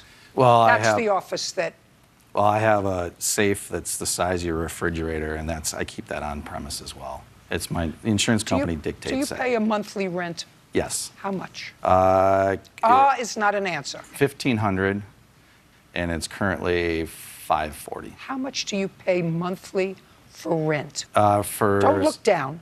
Look here. For 6 years, I paid $1,500 a month, and then I was going through a divorce, so I knew that I would be focused on that, so I downgraded my space. I'm currently over $500 a month. And when the plaintiff came to see you in the office, did he explain what he wanted to you? Yes. Do you have a store, or do you just operate out of this space? No, I'm a private jeweler. I've been... Listen, I have a lot of jewelry. Sure. It's different than going to a retail jewelry store. I don't necessarily always go to a retail jewelry store. Right. But where I go when I'm not going to a retail jewelry store is in a district where they have jewelry, where they make it, where they have Sure. craftsmen, and you can buy a stone from them or you can buy a stone from somebody else, and they will set it for you. Correct. So far, I'm hearing that you have a desk and a safe. Okay. So I want to know what it is that you actually do. Are you a middleman? I'm getting a lot of ums. So let me Yes. put it to you a different Yes. way. Yes, what? Yes to what? Yes, I'm a middle person. All right. So you don't create. I do not get my hands dirty, no. Right. And you don't own the diamond. You no. get. Now we're getting it. Now I'm getting exactly what you do. You didn't know that. I did not know that, no. You see how easy it is? Judge Judy continues in a moment. Well, what did you do with his $7,000? Is my question to you. If you're not a hustler, what did you do with his $7,000 other than go through a difficult divorce? Car ran through a stop sign and T-boned me. I had to have surgery on my knee and my back. I couldn't work. Brooke was seriously hurt and out of work for months. She knew what to do, and so do you. Call me now at 525-8000. If you know, you know. My insurance company raised my premiums again. Freeway is your solution, no matter what your situation. Listen, even if you have tickets, accidents, or a DUI, our agents can help you find affordable car insurance that fits your needs. I'm switching to Freeway. Welcome to the Freeway family. 504-323-0843. 504-323-0843. I used a rideshare app. Their driver got into a wreck. I was injured. I was driving a rideshare vehicle, and I was rear-ended. If you're injured in a wreck with a rideshare vehicle, call me, and we'll fight hard to show you why getting big results is no accident. Sure, I'm a paid actor, and this isn't a real company, but there's no way to fake how Upwork can help your business. Search talent all over the world with over 10,000 skills you may not have in-house. More than 30% of the Fortune 500 use Upwork, because this is how we work now.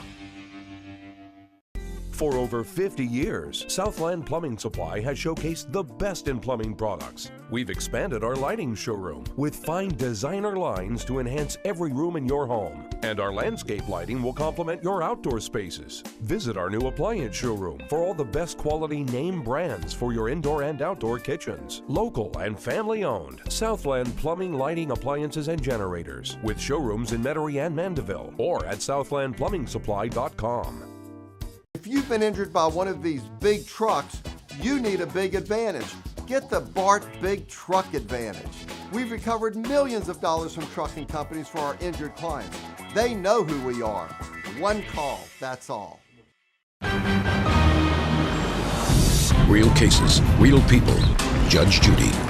Joshua Fenice claims jeweler Jonathan Parado defrauded him regarding an engagement ring. Jonathan is countersuing for restocking and cancellation fees. Okay. When somebody has a little office and you don't see elves around making jewelry, with a loop or something, then you know that this is a middleman. He has no craft or skill of his own. What he does is he'll say, listen, I'll get somebody to get a diamond for you. I'll come and I'll show it to you. He jacks up the diamond that he's getting from person A because he's making a sale. You should know that. I mean, you don't have to be a genius to figure that out. So I assume he put you together with somebody with a diamond. He pulled up some websites where he showed me some diamonds from some wholesalers.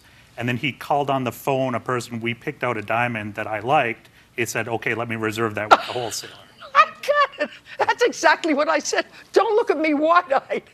He called somebody. You think that he paid the same price that he charged? No. No, that the guy gave him something because he's the middleman. He's That's a how he salesman. makes his money. Yes, exactly. Okay. So